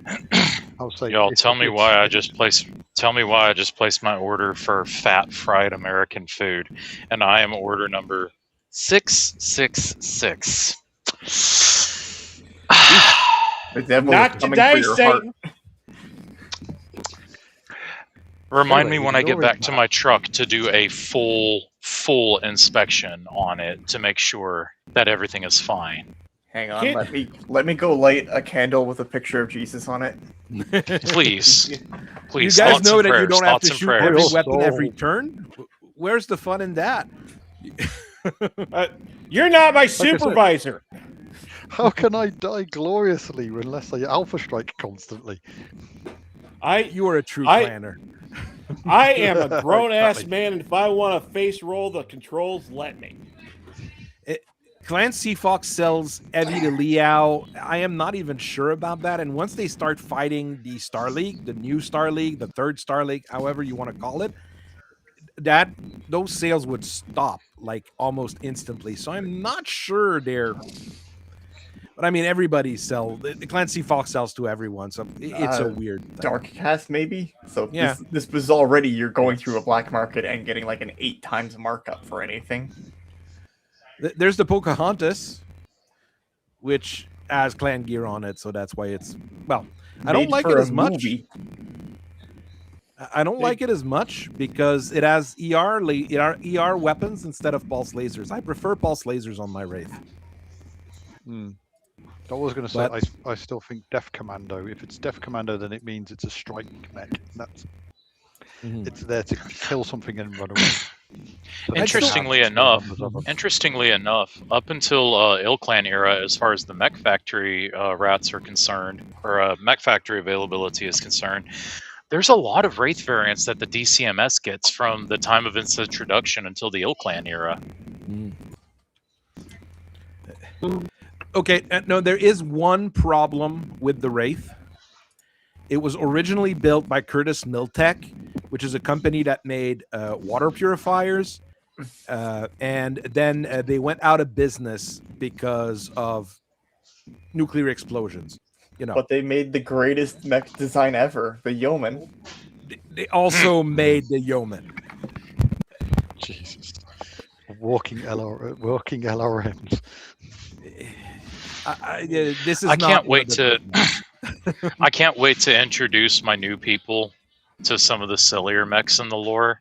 Like, oh, I'm gonna be like, oh, you want to run an LRM boat? Well, may I, instead of a catapult, may I interest you in the Yeoman? What does that do? It does exactly what the catapult does, but looks a million times goofier. Well, not exactly. The It doesn't catapult is jump. largely going to jump and then fire 4 medium lasers at you. This thing is just LRMs. As God And it's about intended. 4 of A them. fire support boat, a fire support mission should be just that, a fire support. No self-support whatsoever. Fire support. Yeah, 'cause counter battery isn't a thing. Well, That yeah, it never has enough happened. armor for counter battery. Well, does it? It's not as fragile as a carrier. Well, It has 8.5 tons of ferrofibrous, which is not a whole lot for a 60-tonner, but it's not terrible. It has case. It's slow. No, this is not one of the great mechs. Let's not talk about the 4-6. Marauder. I mean, a great fire Marauder. support, a great fire support mech of all time is definitely the Archer and the Catapult, of course, and the Timberwolf because it has 2 big missile launchers. It's technically a fire It has, support mech. 40, it has 40 missiles every turn. Yeah, Well, it has 40 missiles for 6 turns, not every turn, for 6 turns. Yeah, but that's 6 turns. That's it done. You've killed everything, or your enemy is shut down because they can't kill you. Okay, let's talk about this. The elephant in the room. Well, the Mad Cat Timber Wolf in the room. This thing. In terms of great mechs, it's iconic for the look. Yes. Yes. I will be honest. As the clanner and from the clan that created this thing, I will simply go: is it a great mech? Not sure. Is it an iconic mech? Yes. No, it is great. I think it is a great mech because, in theory, there's certain points levels where you can actually fit 5 of them in a star. it is hits the sweet spot. It truly does. And I mean, if you think about it, as far as iconic is concerned, like, okay, yeah, it's on the cover of TRO 3050, but also, like, imagine if the lore was Phelan Kell was shooting this mech and he thought it was just a weird looking thunderbolt. Like, would we be talking about the summoner right now? Probably. Would we be talking about the hell? Like, but would we be looking at it so fondly? Like, can you imagine yourself thinking fondly about the fucking Hellbringer? Well, No. if you Well, it's deviate something from the you find out. armor, I mean, it's nearly maxed out on its armor, so you can't really deviate from that. But if you increase the speed, you get the linebacker. If you increase the armor at the expense of speed, you get the summoner. So either way, you're getting a subpar mech if you deviate from the Mad Cat's holy trinity of armor, firepower, and speed. There's the thing with the Timberwolf. It's a saying my brother had. I probably already said it on stream once or twice or 30 times. how do you determine if a mech is good? Is it faster than the Timberwolf? Does it have more guns than the Timberwolf? But if it's going to be faster than the Timberwolf, it's not going to have as much armor or guns as the Timberwolf. If it's slower than the Timberwolf, but then that's you're the losing rule my that speed brother goes modifier. through. My brother goes through this here. If we bring a new mech to the table, is it faster than the Timberwolf? If yes, well, it might have a place. Does it have more armor than the Timberwolf? If yes, it might have a place. Does it have more guns than the Timberwolf? If yes, it might have a place. But if I had to choose one mech to do everything, especially since it's an Omni, there's your Timberwolf. I mean, it's why the bounty hunter. I think it's why the bounty hunter drives a Timberwolf over a linebacker. The linebacker may be faster, but the Timberwolf got the gun that the bounty hunter is going to need to bring down bounties. Mm-hmm. A pair of ER lasers is going to do the job, isn't it? ER large lasers are. Yeah. I mean, tons of armor is high for that weight bracket. I mean, the Nova Cat's great to me because I saw it in Mech Assault 2. I said, wow, that's a cool robot. I got into Clicky Tech. I found out that I could run the cool robot from the video game, and now here I am. I love the Nova Cat, even if it has heat sink, even if it has endo steel locked into the legs, where it should have the fucking heat sinks to be able to fire all those energy weapons, but whatever. Is the Nova... Well, the Nova Cat is... I would also say a great mech in that 70-ton bracket. It's slower than the Summoner. It doesn't jump normally unless you finagle with it. But I mean, it's a pocket assault. It works very well. It's not the one I was wanting to look at, though. It was the the Night Jeer. Yes, like this is. It is. That's the Timberwolf when it's. That's the Timberwolf because it's still at 75 tons. So that's the Timberwolf when you put a smaller engine in it. You get a lot of bigger gun. More gun. More gun. There we go. Like my brother was saying, does it have more guns? They just called my order. Does it have more guns than Timberwolf? Yes, it does. Only a half-ton less armor. Yeah. The Niger is also a... The thing is, if we start looking at Clan Max, of course, the first thing is they've got Clan Tech, so it's cheating. But because I was going to say, great mechs is this for in the Inner Sphere, because I think if you look at the Omni mechs from the clans, you're going to find yourself a lot of the IS ones get kind of forgotten about because of the Clan Tech side. Yeah, you can make an uncursed 40-tonner with Clan Tech. Yeah. It's that crazy. I mean, Nova Cats and Nigers are Warhawks on the budget. I like the Niger and the Nova Cat better than the Warhawk, personally. I mean, there's a reason it's in the box. The only reason I find myself not running the Niger that I have is because I love the Nova Cat so much, and it's basically what if Nova Cat but heavier? Yes, that is a good. That is a good. Yes, ma'am. No worries. Yeah. I mean, it's hard to argue that a lot of the Omnimax are great. There's a few Omnimax that are not, but most Omnimax are great just because of the Clan Tech in it. If you look at Inner Sphere Omnimax, it's a little bit rougher. It's a little. Yeah, you got to keep the Inner Sphere Omnimax just adds complexity. I mean, maybe it's great in campaigns. I don't know, but leave the clan stuff to the clan stuff where they have the compactness to make better use of it. The Marauder. The Marauder. Is it a great mech? Yes. It works. Yeah. It's iconic. It's iconic don't sound because convinced. it's from Macross. That's true, but shh, we don't talk about that. Is it bad? Absolutely not. It is absolutely not a bad mech. And it has the quirks to cash in on almost anything. I mean, it has one negative quirk and 4 really good quirks. So there you go, right? Its design works together with all those quirks. It can aim all of its weapons behind itself. There you go. Which is a very good thing to do in a lot of cases. Let's be honest. And of course, there is a few variants of the Marauder, as you can see. There's Just a couple. That was a long video. That was a very, and I didn't even look at the custom variants in my video, by the way. I was just going through the straight up ones. The Royal Brigade one with double eat sinks is when things get really funny. The MAD 2R ERPPCs instead of standard, it has double eat sinks and that ferrofibrous armor and case for the autocannon ammo. This is the nasty Marauder. That's the Marauder you expect to be nasty here. Of course, the Taurians are building their own version of it with an LB5X, but let's not talk about that too much. Because I have to ask a question with the Marauder. Was there a particular version the gunslingers used, or was it just whatever they had? Okay, let's no. Or was it? Let's I'm go guessing with there'd be a variant. no. Let's go with one thing here. When the Gunslinger program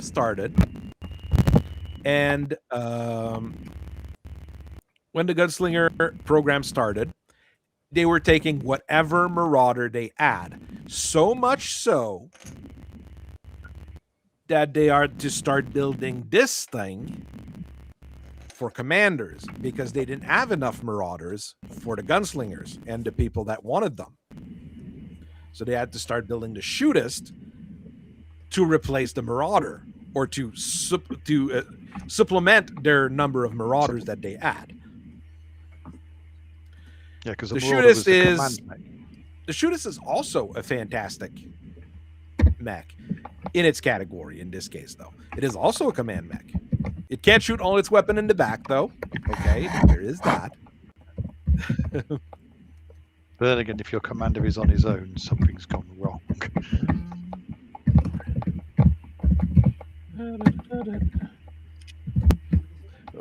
Well, if your commander is on its own, weird things are going on. I do agree here.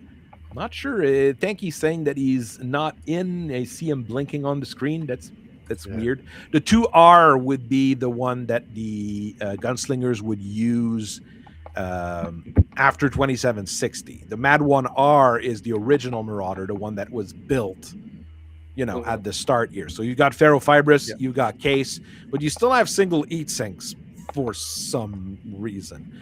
It's okay.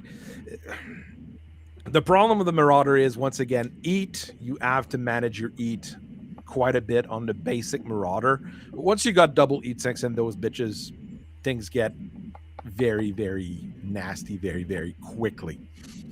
Alpha strike every turn. If you alpha strike every turn, things get very silly here. Yeah. I'm trying to get Tanky to get back in here.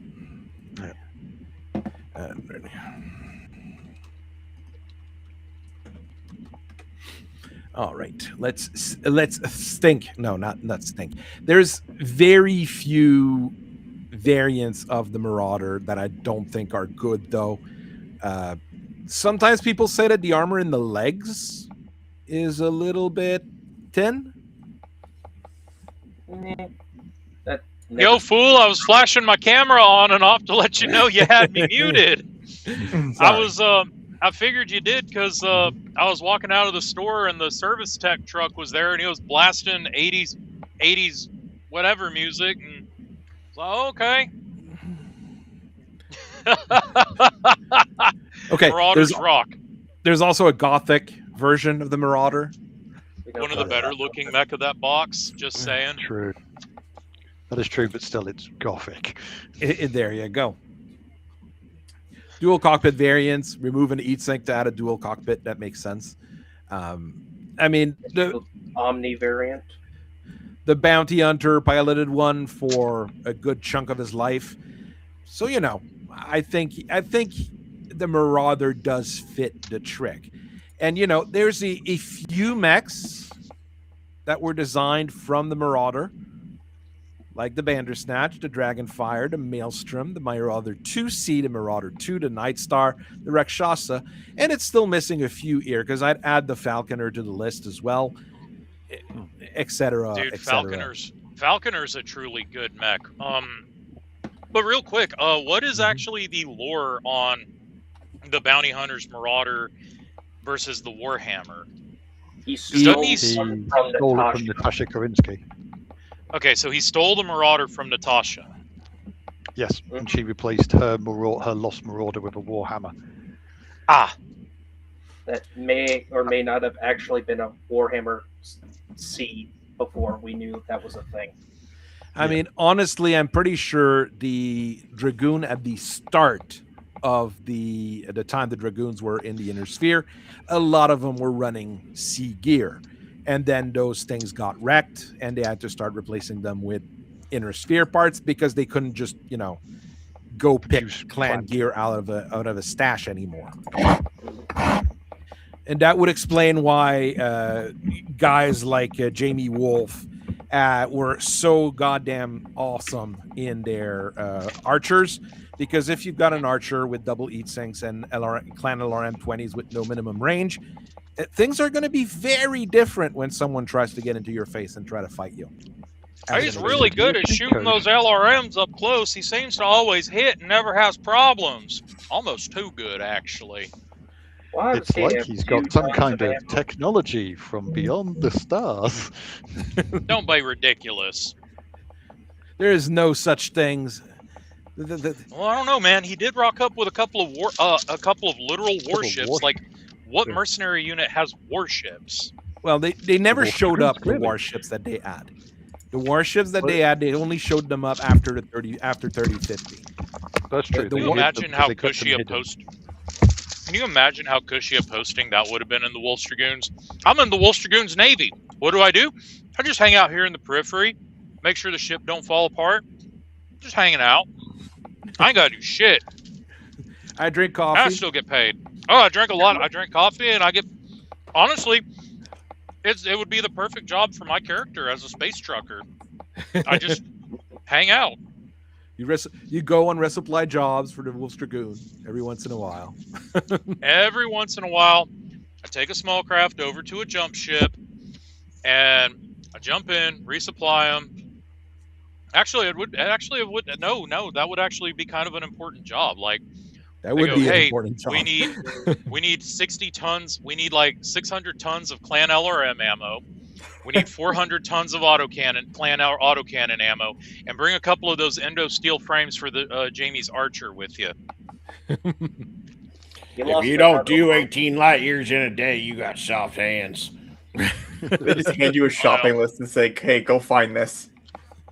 A real space trucker would figure out how to would figure out how to recharge a jump ship over a K7 class star in under 2 hours, boy. They don't make jumpers like they Full-on used to. convoy where you have to take a tanker with you. Good luck. Ooh, jumpers. I like that. Yeah. Okay, my order number just came back to bite me in the butt. I just spilled French fries all over my pristine, clean sleeper. There it is. There it is. Hey, if that's the only bad thing that happens tonight, I'll take it. I would take it as well. I mean, yeah, the Marauder's quite something. I mean, it's something enough that, like we said, like they keep trying to copy it and failing at it. Oh, the Defiance should be in that list as well, because the Defiance was another thing that they were trying to do to replace the. I thought that was a Warhammer adjacent. It's a mix of Potato, both. potato. Well, it's because it has So- two PPCs and an autocannon. I would say it's closer to a Marauder equivalent. That's So, as a true. question, because you just said that, like they keep making copies of it and or failing. So the Marauder 2 and the Marauder 2C are not good versions. Well, no, the Marauder 2C is a monster. It is. Oh, it's gross. I don't It run them is. for a reason. I like having friends. The only thing that would make a regular Marauder 2C worse is if those 3 ERPPCs were 3 large pulse lasers, which I have never done in my life Because you like having That friends. you have. because I like having friends. You want Friends are your little cheap. brother to play Battletech with you. Warhammer 2C. I only plan to bring 2 units to the fields. Yes, I know it's an 8,000 point game. What's your point? Actually, we talking have about? people in the local. We do have people in the local meta that, when it comes to small scale games, like our 6K games, instead of being like, "Ooh, I'll play with infantry. I'll run a tank or two," they go, "Yeah, I'm just going to bring an assault mech with a 2-3 pilot." There you go. Lamo. Wow. The I don't moral feel. of the I don't want to story- think. A I just want to munchkin. play. I just want a munchkin my way. Yes. The I moral of wouldn't the even say story it's is, munchkining. It's more or less I just don't want to fiddle with infantry rules. if you want Well, if you want a better Marauder, make it a Marauder 2 or Marauder 2C. If you want We'll to talk build a about the better Marauder 2 in a second. Okay. Let's talk about Um, Marauder 2 in a second. The Marauder real- 2C, And then yes, Marauder is battle a- armor. Well, Mm. real quick, there is a very interesting Marauder variant that I do believe is not technically canon yet. If they progress, if they're able to progress the timeline, there is an Omni Marauder with ferro-lamellar armor and clan shit. Yes, we Oh, will 2C. see if that ever happens. But it's Right. from that Caveat Imperator XTRO. Mhm. So April Fools. But like most April Fools things, it's really good. Yes, that's the problem with most of their. I can't wait for their April's Fool this year. It'll probably be awesome once again. It is true that the Marauder replacement is basically always like they try to do it and they fail, and they try to do it and they fail. I mean, the Marauder 2C works because, well, it's a Marauder with fancy clan parts and an extra 10 ton on top of it. So, of course, it's going to work. The Marauder Just a 2 Marauder. is I not believe good. it keeps the same quirks. It keeps the same quirks. Does it have narrow low profile? I'm not sure it has narrow low Yes. profile. It has. Okay. It's 100 not bad gunner for. with It doesn't narrow have low the directional mount for the back mounted gun, so it can't shoot everything in the back, but you know, a good chunk of it. Okay. Why I say the Marauder 2 is bad? There's a few different things here. It has 29 single heat sinks and 2 ERPPCs, 2 medium lasers, and an LB-10X. This is anemic for an assault mech. If you've played MechWarrior Online, MechWarrior Online, yes, or MechWarrior 5, and you're like, okay, I need to get a Marauder 2. I want to get a Marauder 2. And you do all the grinding, doing all those mission in the Dragoon zone, so the Dragoons drop, and you can finally like capture a Marauder 2.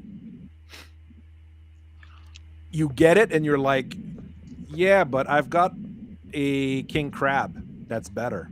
I've got an Annihilator that's more specialized. I've got my Night Star because I got my Quest Reward Night Star. Why would I use a Marauder 2? It's not It can fast. fly. It jumps. 353, yeah. 353. There is that. But I mean, at least the base Marauder 2, the base Marauder 2, 2 PPCs and a large laser and 2 medium lasers with a standard fusion engine, it's gonna be tough. And it's got the heat sinks to be able to shoot most of those weapons. So the Marauder 4A, the MAD 4A, base Marauder 2 from the Succession War is better than your Marauder 2 that's in TRO 3050. By leaps and bounds, in my opinion. Let me also bring up another problem with the Marauder 2. I need MechLab for that. Give me a moment. It's opening. It takes forever because it's Java. Download the new open source Java to run Mega MechLab. Hey, how about you eat my... Anyway. Yeah, the All Energy Marauder 2 is busted in Introtech game. But if you're playing Dragoons, you also have access to the Imp one. You also have access to the Imp 2E, which also has PPC, an LRM-15 for indirect fire, and 5 medium lasers. And the heat sinks to use all of that. I want to say a worse direwolf. Anyway. The Imp is also a fantastic mech in that particular configuration. Mm-hmm. It looks like an egg. It is silly looking, but damn, is it a good mech? It's a super urban mech. Yes. It, Lightning. it is an urban mech on steroid. A superban mech. A suburban mech. Oh, A suburban That's mech. its own thing. no, the They are suburban mech hilarious to exists. play. So. A fortress mech? Is it the? Yeah, the 5A, suburban mech okay. is just an urban mech that moves faster. It's you're basically a panther, but you look like an urban mech, more or less. More or less. Okay, here's one of the other problems with our friend, the Marauder 2C. Marauder 2. Marauder 2. It has a case in the right torso, where there's his LB-10X, but his ammo is in the left torso. Ah, yes, the inner sphere. I can only afford one case. They're holding Just- the blueprints upside down. Take the heat sink that's ear, put it there, put the case that's ear, and it's already better. The imp is beautiful. The imp, I mean, if you're playing intro tech and you're playing Wolf's Dragoon, bring an imp, and the other player's gonna cry because it's got armor. It's not fast, but it's as fast as an Atlas. But it's got 2 PPCs and an RM15, so it's gonna outshoot the Atlas. And with 5 medium lasers, even when you run out of everything and someone gets close, you press the delete button. That's 25 damages right there, so he falls on his ass. Okay, you've convinced me. I think for this Sunday, which is going to be 12K late succession war Renaissance, I think I'll run an imp, a Marauder 2, a Shogun, and a Annihilator. I will be Zeta Battalion. There you go. Beat a good guy. So you're going to be that player. Well, I mean, it's legal and it's a large. I mean, it's going to be fun. Yeah. I mean, the look, Annihilator's gonna die, I can bring veteran assault at 12K in that era. I can bring a lance of veteran assault mechs and still have pointage left over for some tanks and medium mobility mechs. Or I can just run 4 or 5 garbage. And now I have to overcome the fundamental problem I have with this game, where I have more than 6 units on the table and my brain starts feeling fuzzy. I mean, so the Marauder 2, I am unfortunately not sold on in most situations. Of course, there is the Mad 4H, which will always be great because it's hilarious to have a mech with 6 rocket launcher 20s, 6 rocket launcher 15, and a rocket launcher 10. Because that's just funny. Okay. Uh-huh. Yep, this is the Marian. This Fire. the Marion Irish Gemini. Roman, LARPer, Scout Roman, LARP. I don't know. Donate The It Space has single Roman. eats.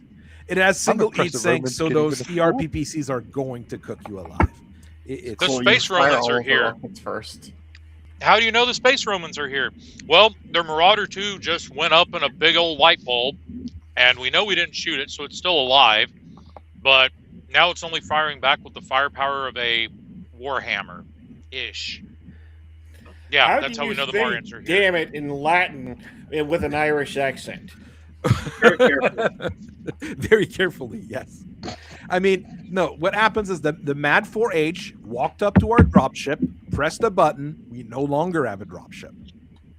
Because this thing shoots at a landed dropship. There is no more dropship afterwards. So it's literally the meme of a real missiles, dropper. more missiles, all the missiles.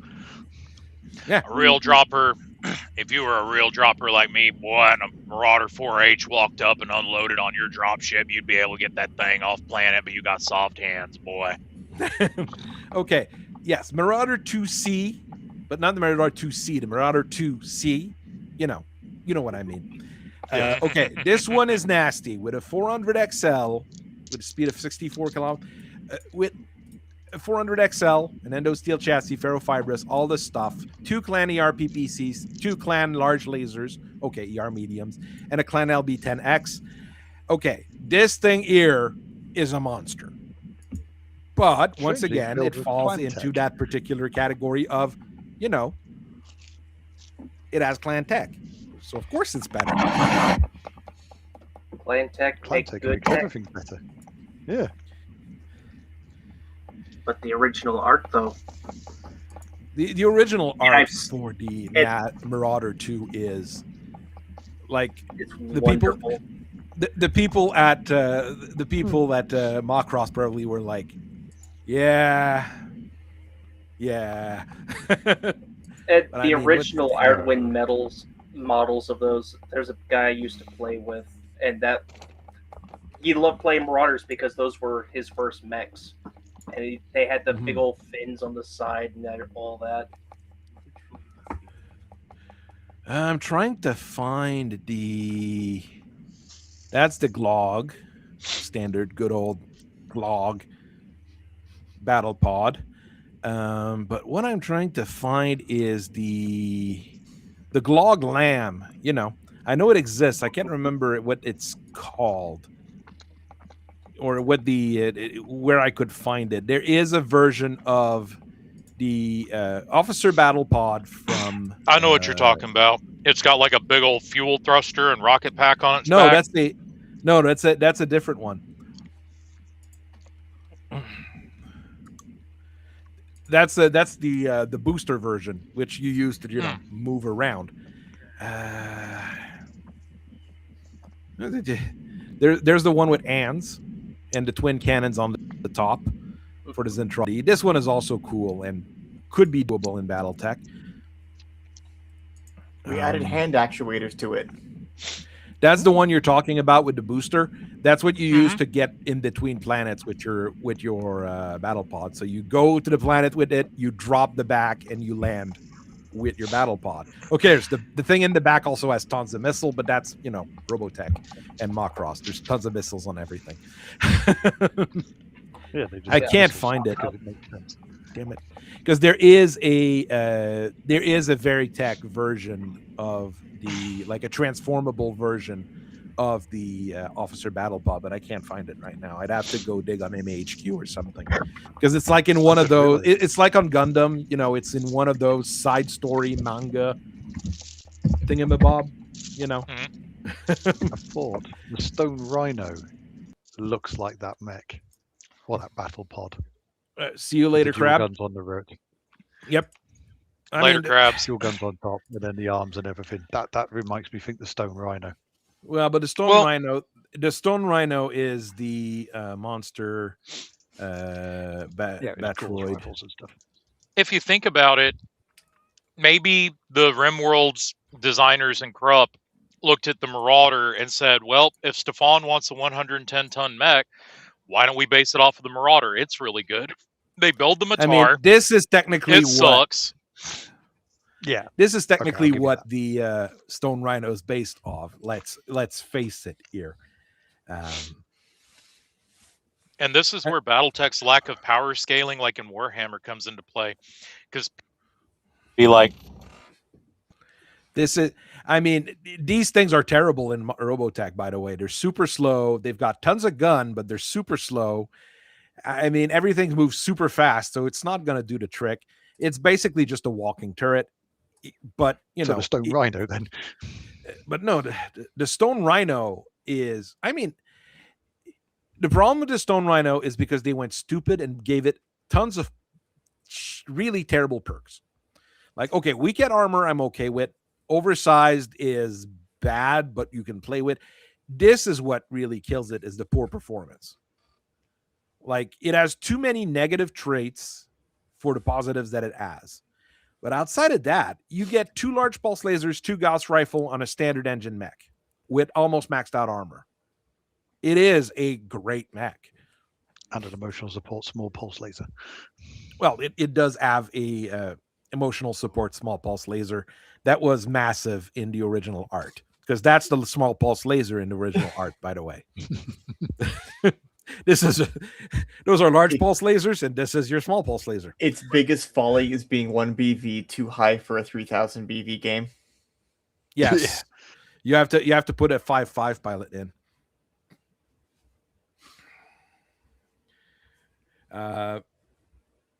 The 4 Gauss Stealth Abomination is the Rifleman 3, which I will not say is a great mech. It is It exists in its own category, let's say.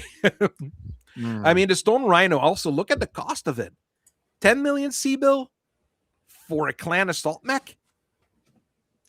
I buy a dozen. People keep saying that, like, oh, the It is Stone quite Rhino is too expensive and it's too valuable to lose. This is the cheapest clan assault mech. Because it This is doesn't dirty really have anything fancy.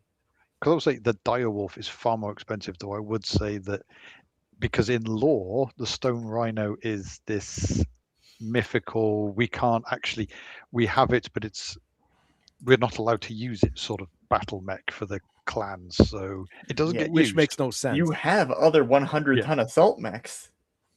Yes, the Direwolf. The Kraken, Storm Giant. But that's the thing, because I'll say, depending on why it's got certain quirks, specifically negative, it's like, is it because it's just got this appearance of we're not allowed to use it, even though it could probably kill whatever you pointed No, at? the reason is because when they wrote the rules and they wrote the quirks, we were still playing by battle. We were playing by tonnage and not by battle value. Fair enough. When you're playing by tonnage, a thing with 2 Gauss rifle and 2 large pulse lasers is going to destroy anything the inner sphere puts down at 100 ton. How's the Yes. balancing? You're trying to go band for band with the clans. No. Because that's the way people used to play until like 1990. When was BV1 invented?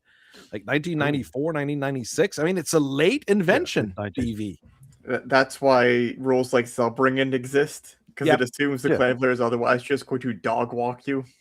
Oh, no. The clans Like we're dog walk supposed you. to. Okay. I know the clans dog walk you because I played my brother who was always playing clan and I was always playing inner sphere. So, yes, the clans dog walk you all the time. If That's you were why playing by Zellbringen tonnage. exists. And the 'Cause it thing gives is, we you a didn't chance. know Zellbringen existed because, we didn't have all the books. Plus your filthy free births of the inner sphere, so you don't fight honorably. Okay, my brother also punched in. No, my brother always kicked. Punching doesn't exist for my brother. It's kicking that exists. So all of his clan mech kicked. Shinning you. So it was. Imagine how terrible my life was as a kid. So you just basically stomped his mechs up and then stood there shinning you. But the Stone Rhino, I mean, rebalance the quirks because the quirks are not balanced. They're not well set up here. Just take out the poor performance. Take out poor performance. Keep the rest.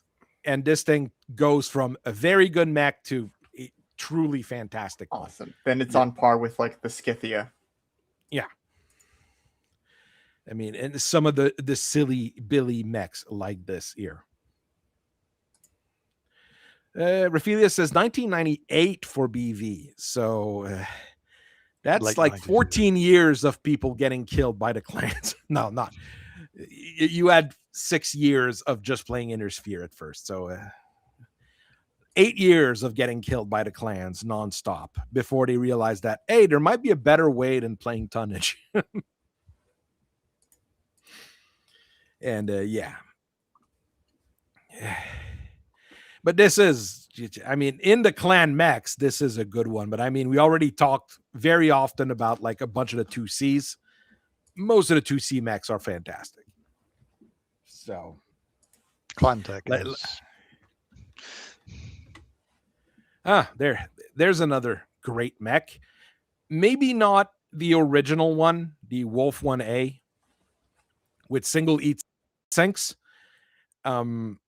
Laser and three medium lasers pointing forward. It is not good when you only have 10 regular heat sinks. It gets very bad. But stick double heat sinks on this, and things get very funny. The Wolfhound is fast at 6'9". It's faster than a Timberwolf. Remember that now. Mm-hmm. It doesn't overheat with 10 double heat sinks, even with an ER large laser. So it has decent range, not great, but decent. And, it has decent armor. It has decent everything. And it's meant to kill Panthers and Jenners. And it's going to do that just fine.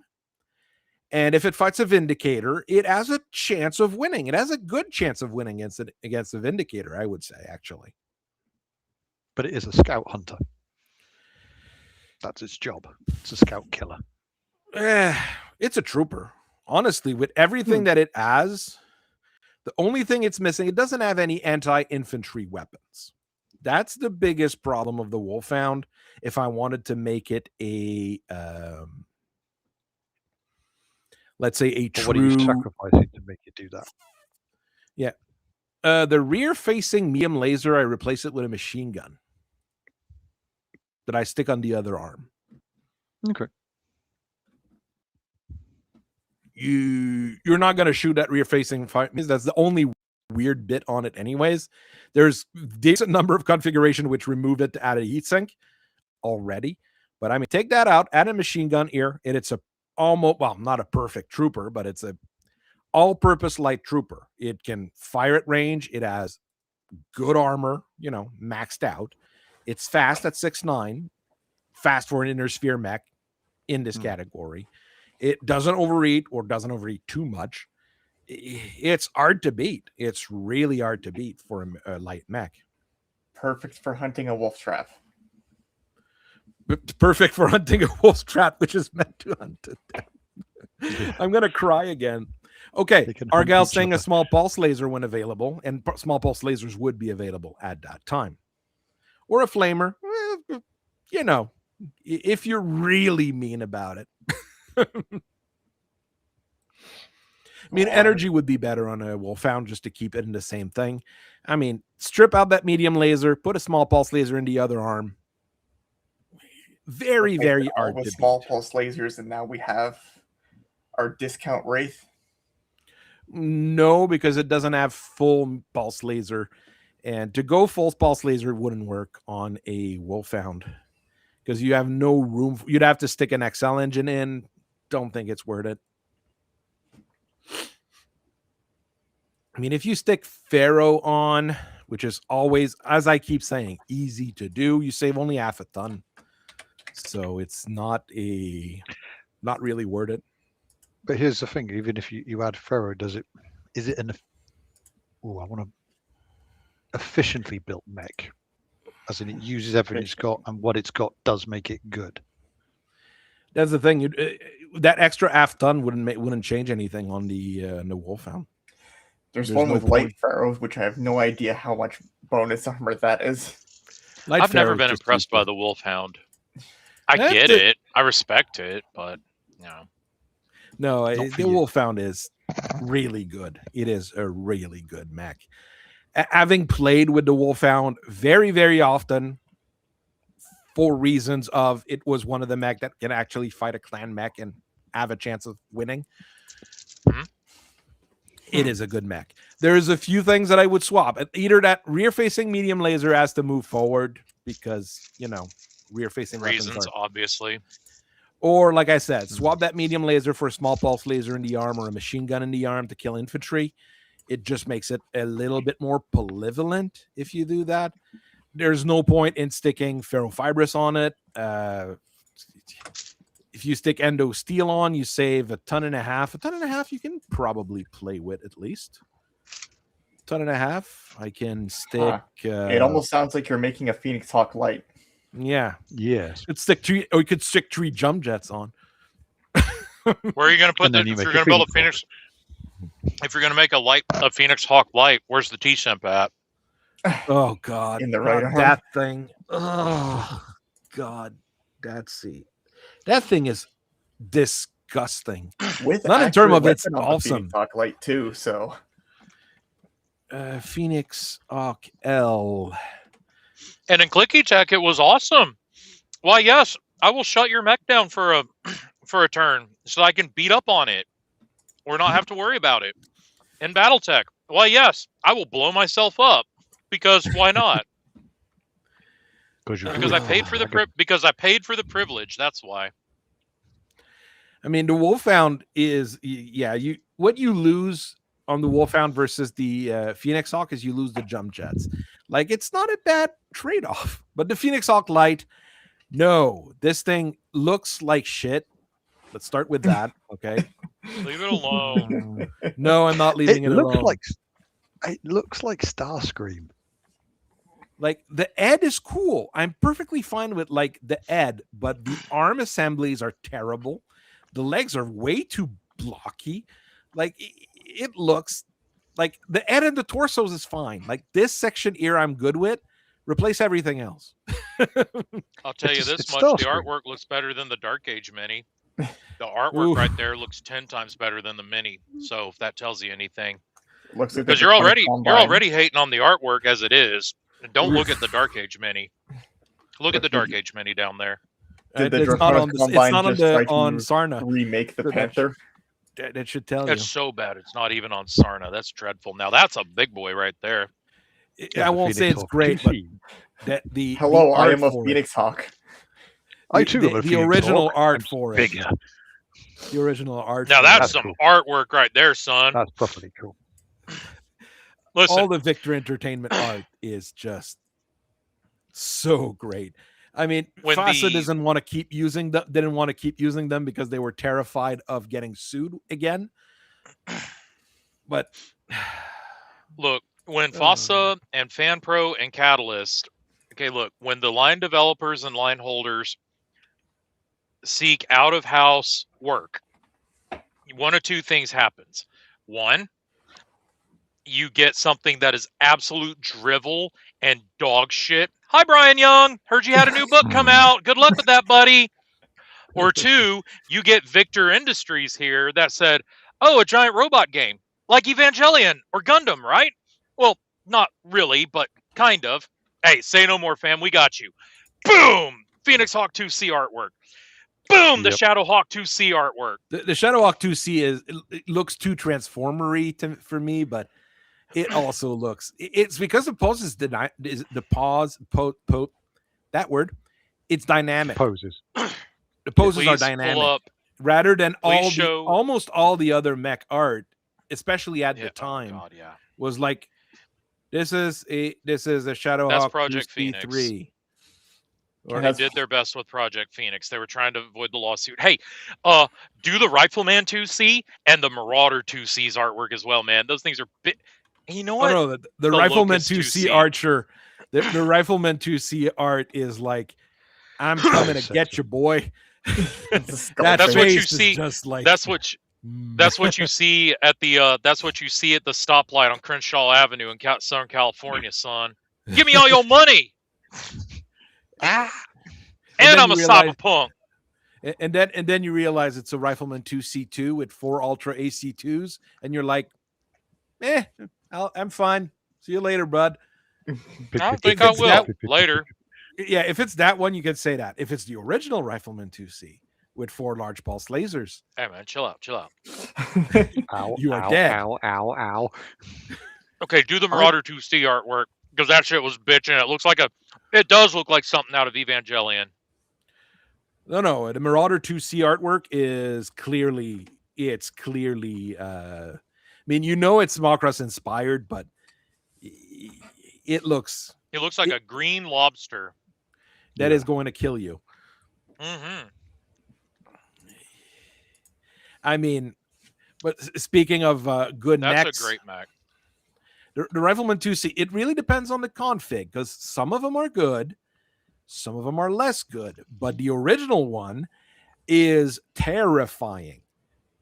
Son, Terrifying. let me put my hand on your shoulder real quick and look you in the eyes. Because I need you to look me in the eyes when I say this. Literally, no one runs any other Rifleman 2C than the Rifleman 2C. That's all. There's one. Okay, The there one are a few that are good, yes, but Two come on, large 4 pulse large lasers, pulse two lasers. Nobody ATM9. runs. Yeah. 2 large pulse lasers, 2 ATM9s, especially if you're using it as an anti-air asset. This is going to work really good. That one is Sounds like Grody. a Terminator. Okay, this The one B- with the 3R B- large. BMP Terminator. Okay, there's one with 2 AG-30s, but you can also, and 2 anti-missiles. That is also terrible against airplanes. Airplanes are not going to like that, but you also have the glass spider that does more or less the same thing. They have just adopted the Russian Russian Shilka and Terminator weapon armors, haven't they? Mhm. Mhm. Oh, there's the 7 with a pair of heavy large lasers and a Eh. targeting computer. You're not getting Ooh. you don't get the range on it. That's the problem. You're missing on the range, which is what makes Back the in a minute. original. I mean, large pulse lasers could shoot far. Clan large pulse lasers shoot far. That's what makes it very mad. Okay, and there's then- this one here that there's no good reason to ever run. You give it to people you don't like. Which one is it? The 8 The or the 8, 10. the 10. The 10 has 4-pack 8. And an ER small laser. And ER Guys, small I'm not even playing with y'all right now. I'm watching this guy back into the spot next to me. He has he's got a flatbed trailer with a single forklift on it, driving an 18-wheeler. It's covered in autism awareness stickers. He's one of us. He might actually be listening to the stream right now. Hello, Mr. Ward. Hello. We're trying to figure out, like, no, this is not a great mech. The Rifleman 2C10 is what you give people that you want to die. Like, you are a brave Solama warrior, go die. And that's about it. Okay, you're not going to run Aught because pack 8s just don't generate EAT, but they also shoot at, spitting range. So this is really not a good one. Let's face it. Chat, donate. Chat, let's get $50 to AT, and I'll roll my window down and ask if he likes trains. No, come on. Let's not be mean. Huh? This one? Oh, okay. MechWarrior 2. Oh, that's art from the MechWarrior 2 video game. It's based off the Victor Entertainment one because you see the killer Ed on it. Is it? Hang on, I've seen these things in the Warframe. cyberpunk mask. Yeah. Is that what the Ralph Partha? Because Ralph Partha made Mhm. the 2C mechs, and they are very rare to find these days. But I've seen the Ralph Partha 2C Rifleman 2C before. I wonder if that's the artwork it's based off of. Yes.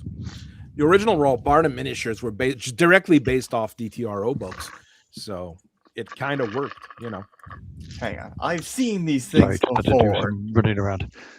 What, MechWarrior Online?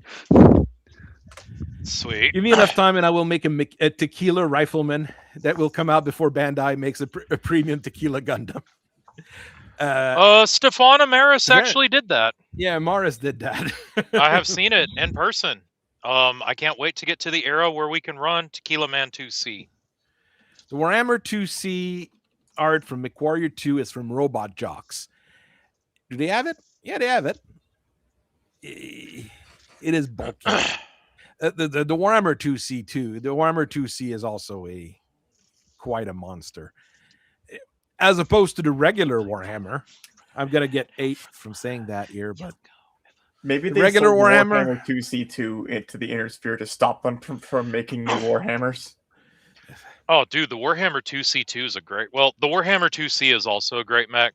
I particularly enjoy the 2C2 because nothing says, I love you, buddy, but I want to have fun. Like having 2 ERPPCs, 2 LRM-15s, and an SRM-6. yeah, I don't need backup lasers because none of my weapons have a minimum range. Fuck you. This is what happens when I decide to have a clan mech to replace my archer. That would be something like that. I mean, honestly, a Warhammer 2C2 is not a bad archer replacement. Yeah, it's a really with 3 tons of ammo, so you can bring a set of mines and 2 tons of regular ammo just to be a dick. There's no other question there.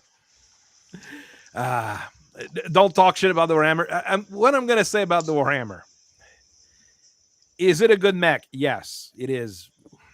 I have also killed many clanners and Warhammers in my days. Let's face it. But your original 6R base Warhammer doesn't have too much armor. It's a bit of a problem. It runs a little bit odd, and it has that huge suite of weapon at all ranges, but Like, choose between the machine guns and the small lasers. Like, choose between one of those two and add more armor. And I think it'd be just a tad bit better. Probably remove the machine guns because machine guns are deadly. But I mean, they're expensive. Ammo explosion rules. Ammo explosions, especially on a mech that's gonna run hot. The 6D Warhammer from our good friends at Aus Davion has no SRM and no machine guns, and buffs up the armor and the eat sinks. This one I kind of like in the good old days of the thing. Aus Karita removes the machine gun to add eat sinks. Not a bad idea either. This one is the one that leave the machine gunning for the light and medium max. I mean, we've got other people to commit war crimes. The Warhammer is going to be your commander. Yeah. Commanders don't commit war crimes. They order them. No. The commanders don't know. The commanders don't know that a war crime was committed. It just happened. It's not his fault. It's always a hypothetical. What if that village didn't exist anymore? What if that village just wasn't there? Oh, yeah, that's a good question. Okay, what if, hypothetically, that village you told us not to shoot at didn't exist? No. Just hypothetically. Oh, could be worse. Okay, or you could go Liao and replace the machine guns with flamers. Yes! Okay. War crimes, but spicier. It's not hot enough. We need more heat.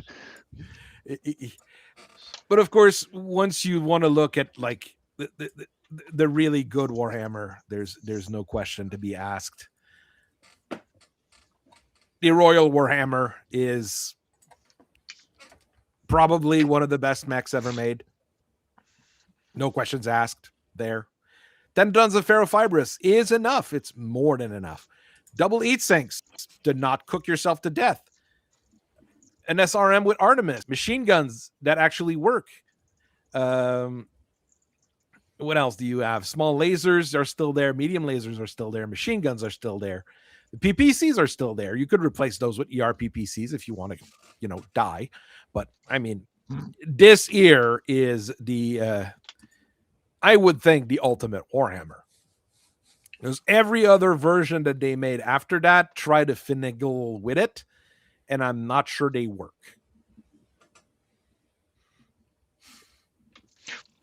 I'm going to say the 4L, but then you can either fire the 2-year PPCs or you can have your stealth armor on.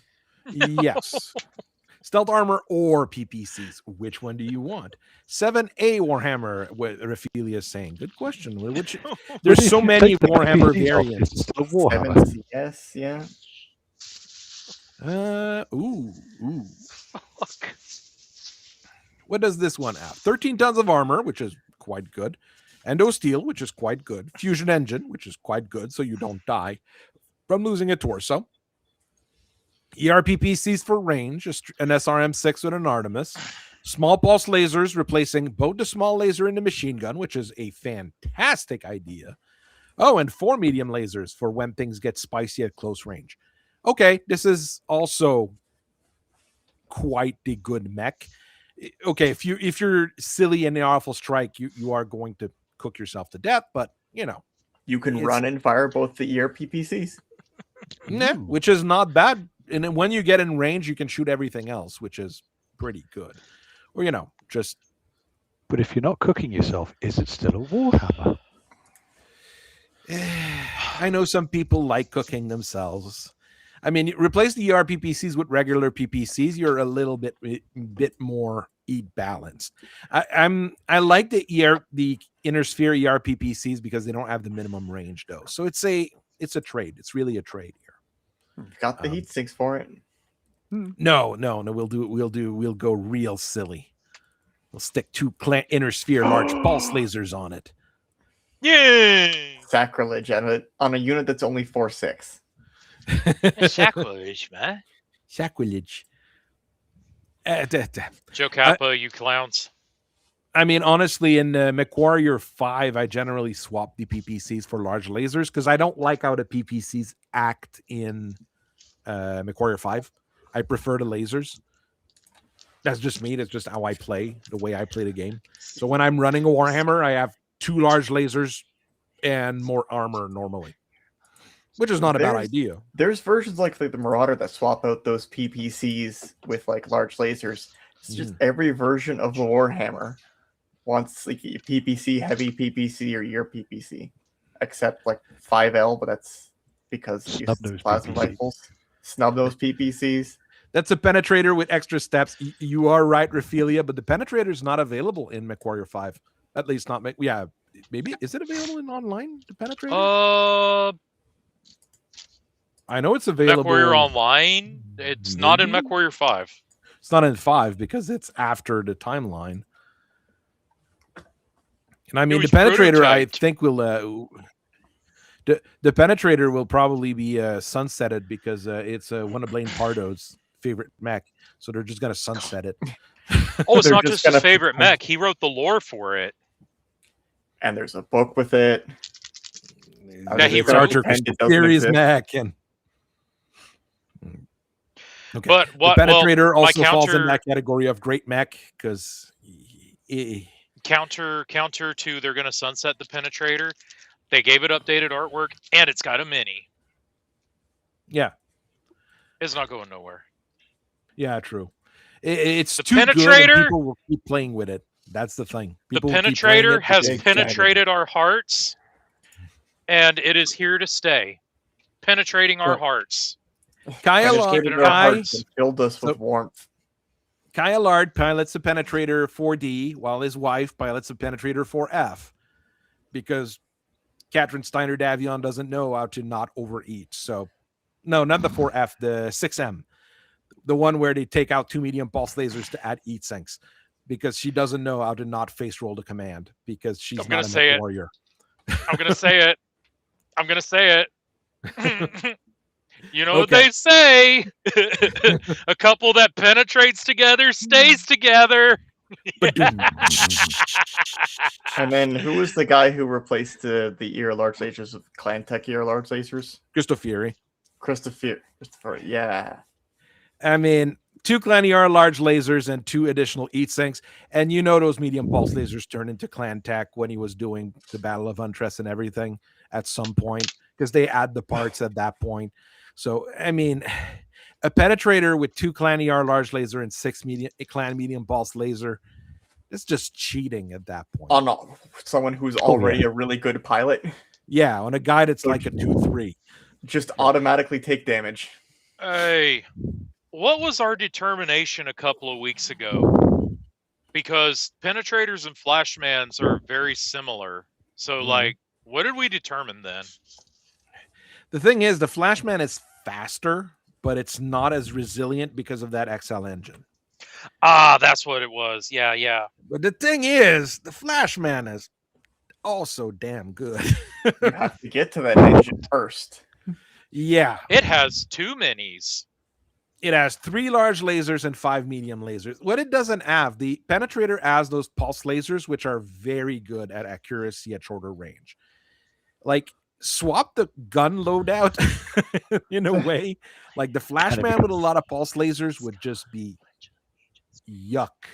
Like, yes, the XL engine makes you a bit more fragile, but you don't have ammo to cook off.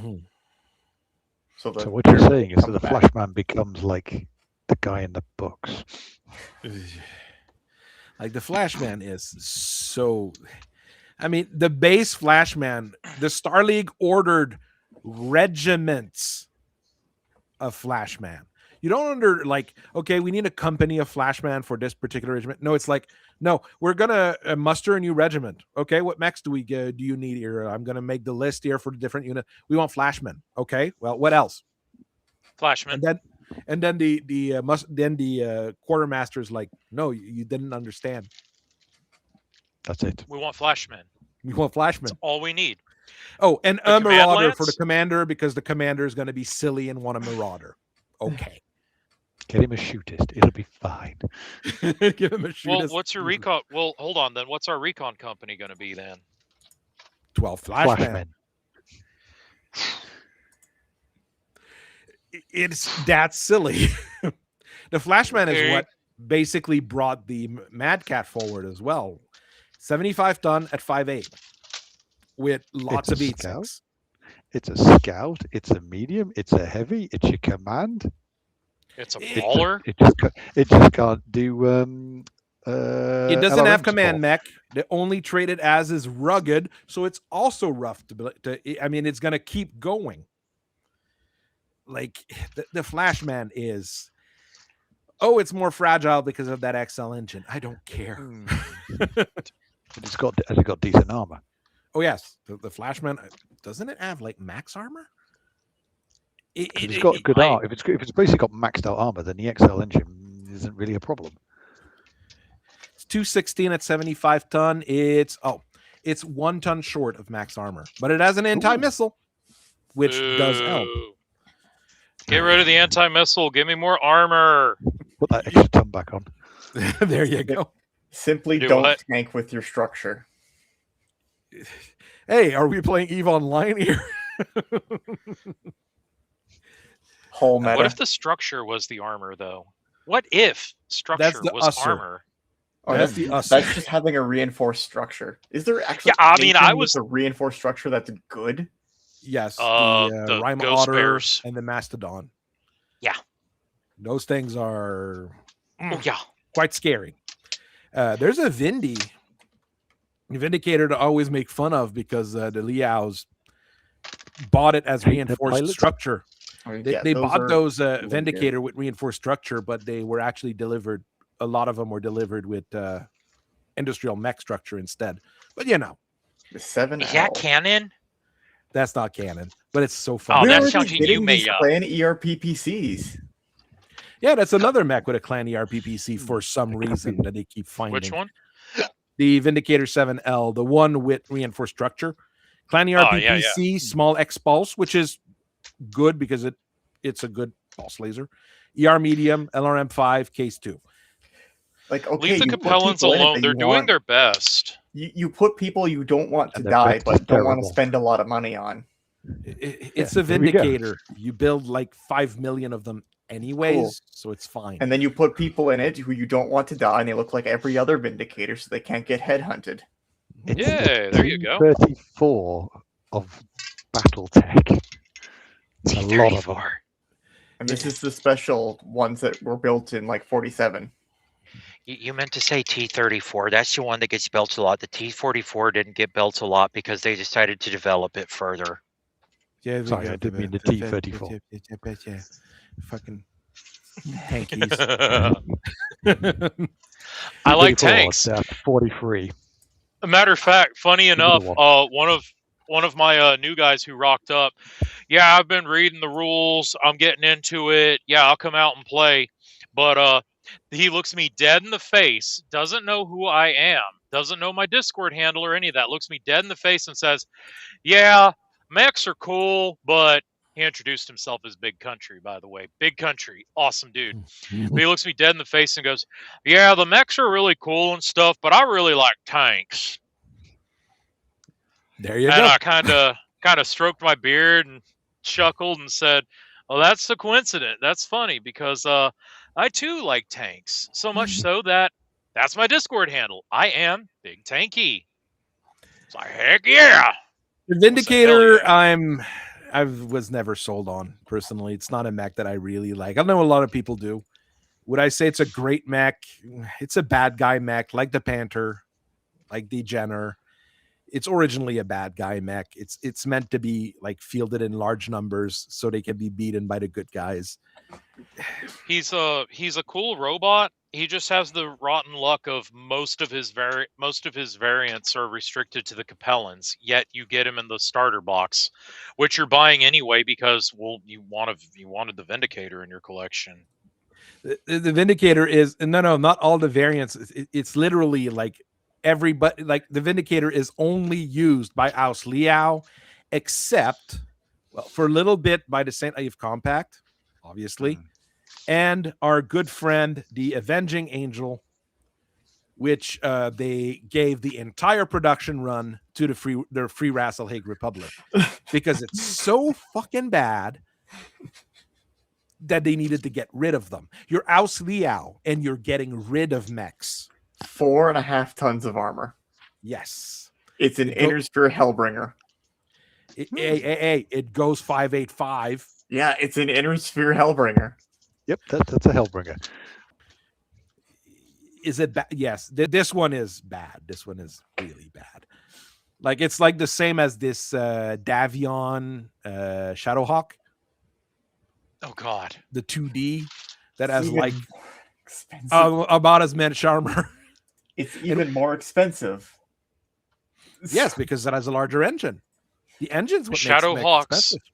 Shadowhawks and Hellbringers are speed running, trying to see who can have the shittiest build imaginable. Oh, the Shadowhawk 2D has the same armor as the Avenging Angel. It is slower because it goes 583. And in terms of weapon, it has an extra SRM2. Like, what the hell? Why? This is like the dumbest build I've ever seen. Like 2 medium lasers, an AC5, an LRM5, and 2 SRM2s with 4.5 tons of armor. Like, why would you ever run that? There's no good reason. Pilots. And there's a 2D2. Because you're going to make an upgrade kit for that during the clan era, where you replace the SRM2s with Streak SRM2s. And you add a tiny little bit of armor. You add a tiny little bit of armor. 3 jump. What are you doing with 3 jump? That's all the Shadowhawks. The Shadowhawk is a thing, okay? It has a... In the 275 Mafia, it is the Mafia Est of the mech. It's the worst of the 275 Mafia. It is the worst of the 3. Like Wolverine, Griffin, Cronus, because the Cronus falls in the same category, and then the Shadowhawk. And I could maybe even put the Kintaro in, but the Kintaro doesn't jump, so I don't really consider it in the family, but it has the same engine. Kintaro is a very odd mech as well. It has one good variant, and it's not the 19B super fancy modern super tech. It's the where is it? Regular 18 or no? Which one is it? 20. Kintaro 20.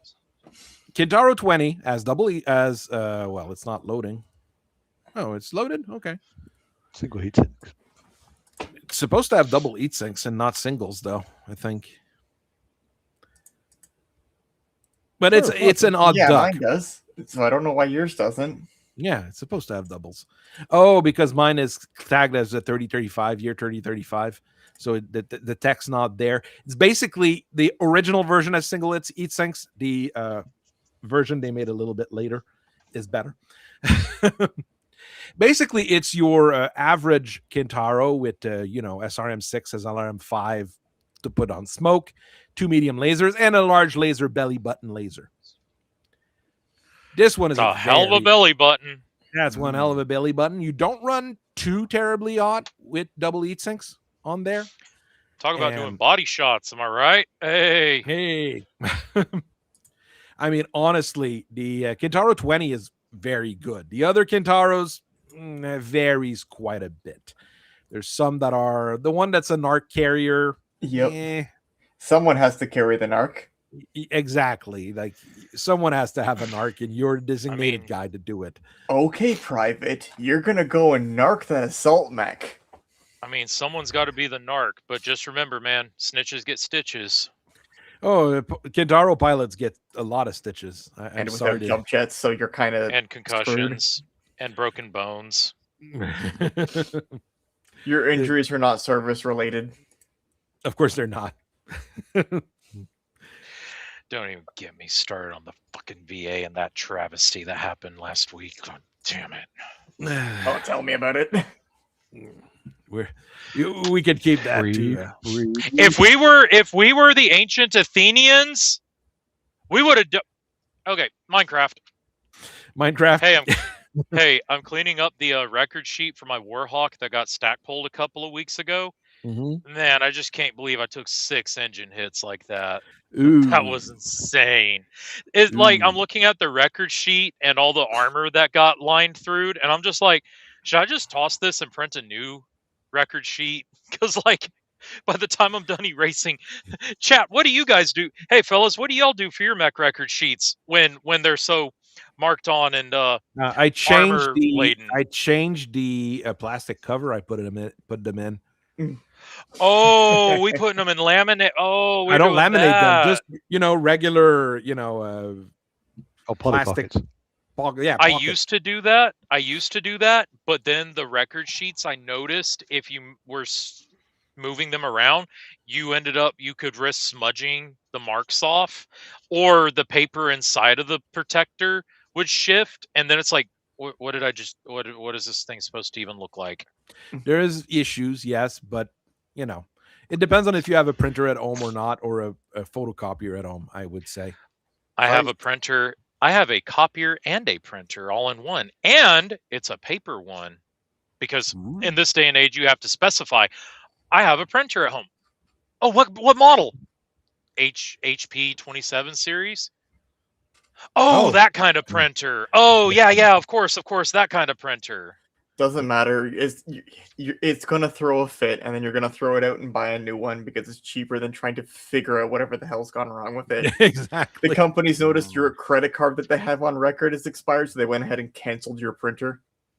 Oh, yeah, God. We went on ahead and bricked your printer because you brought the Walmart brand version of the ink cartridges, which are the exact same as ours. Matter of fact, they're actually recycled versions of ours. Gonna get worse. But you didn't buy it. That the AI program overseeing credit cards has decided to just delete the whole database, so we went ahead and just canceled your subscription to Ink. How did they? Tell me, what radicalized you? That. What radicalized me? Microsoft HP printers. That's what radicalized me. Let's finish on this one. We're already over time, but it's okay. The Thug. The Thug. The Thug? The Thug. So you think Yes. the Thug Wait. is a great mech? Are you just talking funny, or is that your French accent not allowing you to pronounce it properly? I'm just talking funny. The Thug. Oh, okay. The Thug. Because I know you can't say 18 ages.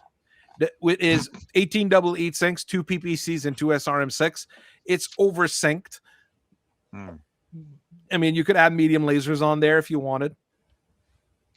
But he needs to be oversynced because when your primary armament is 2 PPCs, you're going to want those redundant heat sinks. I mean, the EB is not oversynced. The one with the pair of ER PPCs is not oversynced. This one, the regular Thug, the regular Thug, I mean, you sync 36, you eat 30. So take out 2 heat sinks, add 2 medium lasers, and call it a day. But I want to walk occasionally. No, that counts. That counts the eat. The eat counts the movement. And I'm still over sync doing that. But no, I'm under sync doing that. I'm 36 out of 32. But I mean, if they're in range for your medium lasers, you might not be shooting your PPCs. That's basically it. It's crit padding. Yeah, it is crit padding. It is remarkably tough with 15.5 tons of armor. At 80 tons, it will kick a leg off of most light mechs, and medium mechs will not want to get close to you. It crit seeks with the SRMs. It bonks you with the PPCs. It just stays in the fight as long as it wants. There's a reason the Kuritans looked at the Tug and say, we'll make the Atamoto out of it. And then stick single heat sinks on the Atamoto Chi. And you're like, I know you guys don't. And then they didn't make the Thug. Then they went to the Charger and put a body kit on it. Yeah, there you go. Basically, all their samurai mechs are just Chargers with a samurai cosplay kit. But even there, not all of them. The Rokur Kubi is just them. a panther with a samurai armor. It's a small samurai. It's the small samurai. Even the Succession War era Tug is really good. Yes, okay, this one's not oversynced, but you're into Succession War, so there's that. You still have 14.5 tons of armor on a small assault, which is pretty good. It still goes 4.6. 19 heat sinks mean you can shoot both of your PPCs, and well, you're going to run odd, but not that terrible. And you still have 2 SRM4s, which is, quite reasonable. It's not SRM6. It doesn't have Ks, but it's still quite reasonable. And I'd probably take that over a Zeus most of the time, as an example. Man, I like the Zeus though. It's got character. It's kind of cool. Yeah, it is cool, but I'll take, if I have to build a formation, I'll take a Thug as my commander instead of a Zeus. Because a commander, Oh yeah, he has a higher probability of coming back in a Zeus, in the Tug. I mean, well, okay. Question: do the Lyrans have access to the Thug? not many people have access to the Thug. Period. After the Succession War, the factory was erased in 2835. And the thing is, with the Tug, well, they just keep trucking because you break them and you can fix them. There's nothing fancy on them, like we said with the Succession War era one. So you just keep building them. But I still think Earthworks built some by hand for a while, with the PPCs being taken off Warhammers. Makes sense. Well, Well, if you're Lyrans and you don't have access to a Thug, your great grandma wasn't driving a Thug for the Star League, I guess you kind of have to go with a Zeus or a Banshee. Yeah, I mean, it's a Free Worlds League mech at that point. If it's who builds it, it would be Free Worlds League. So really, yeah, huh? But they're putting all those. But the Free Worlds League are putting all those PPCs on their awesomes. There is that. That's why there's a thing. The Tigert PPCs are going probably to the Awesomes, and the Donalds that would go to Warhammers, well, they go to the Tugs, and their Warhammers get large lasers instead. Well, don't forget. Well, don't forget there is the awesome refit that they put out where when they couldn't build PPCs for a little while, so it's got the large lasers. Which honestly, isn't really all that bad if you think about it. No, definitely better on the heat. I mean, the awesome. I mean, we could also talk about that one for years, but it's just a great mech; it's an awesome mech. There you go. It's in the name. Why is it? I quote Idiocracy. Why is it? But why is it an awesome mech? Well, it's in the name. It's awesome. It's what plants crave. If you're looking at BV, it's also a better pick than the Marauder. Mm-hmm. Really, the Thug. The Awesome. The Awesome. Oh. The Awesome slower at 3.5. There is that too. But it's the Awesome 8T that takes out a few of the 8s. You've got 2 large lasers, 2 LRM-15s. That's perfectly reasonable as a mech. For the Succession War, obviously. I mean, if we go by Succession War, the Awesome, I mean, you can build formations around Awesomes. It is such an awesome mech. And I mean, and like I said, refitting it with them large lasers is not a bad idea. If you're strapped for PPCs, because you got to keep your Marauders and your Warhammers and stuff running. I mean, the Awesome's got the armor to be able to do it, and furthermore, it's great. Why not? Why not? There's even a version with 2 tons of comm equipment and a command console, because, well, it wasn't a cartoon, so it needs to exist, which is not a bad version either, by the way. This 2 tons of comm equipment I always find weird because you don't really get any bonus, I think, for 2 tons of comm equipment. But I mean, it has a Guardian, it has a command console, it has 3 PPCs and a small laser, so it's still an awesome. So it is also a pretty good. Get an initiative bonus out of that comm equipment, I do believe.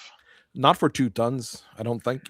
You need up to 7 tons. Yes, there's a bonus for 1 and 7 tons, I think. Okay, so you do get some. I mean, it's not. I'm not saying it's bad here. I just wrote up a character and I put her in an awesome 9MA after she became commander, because you're not going to be a commander of a unit in an Hermes 2. That awesome is so awesome. It's rated MA for mature audiences only. Then there's the awesome C with 4 ERPPCs and 27 double eat sinks. Why not? Why because you don't want to have friends anymore. And you don't can't want to have enough special- PBCs. And you lose out on the assistant in the small laser to keep you warm and comfy. Well, I mean, stick 4 large pulse lasers in. You're going to have even fewer friends. And you're never going to miss. I mean, they may not be your friends, but they'll still think you're awesome. Hey, yo! Hey! Hey! We'll finish the stream on that. That was actually a good joke to finish on. Guys, you know what would make the awesome even better? Is if it was a Skibbity Riz Ohio 6-7 awesome. Okay. Time to you have end stream. Then you have the little Ed popping out from the top of the awesome there. Oh, Yes! man. Please, someone make an STL of it. Thank Make you. an STL of it. We'll bully ATN into redoing his awesome video, but it'll be all Skibbity awesomes. All right. Get out. Say you love your mom every once in a while. It's not a bad idea. And I will see everybody tomorrow for the video on the drum roll. What was it again? Enfield. That I sometimes pronounce Enfeld, but it's Enfield. I love your moms. That too. Someone has to. Fuck, dude. See you guys later. Bye-bye.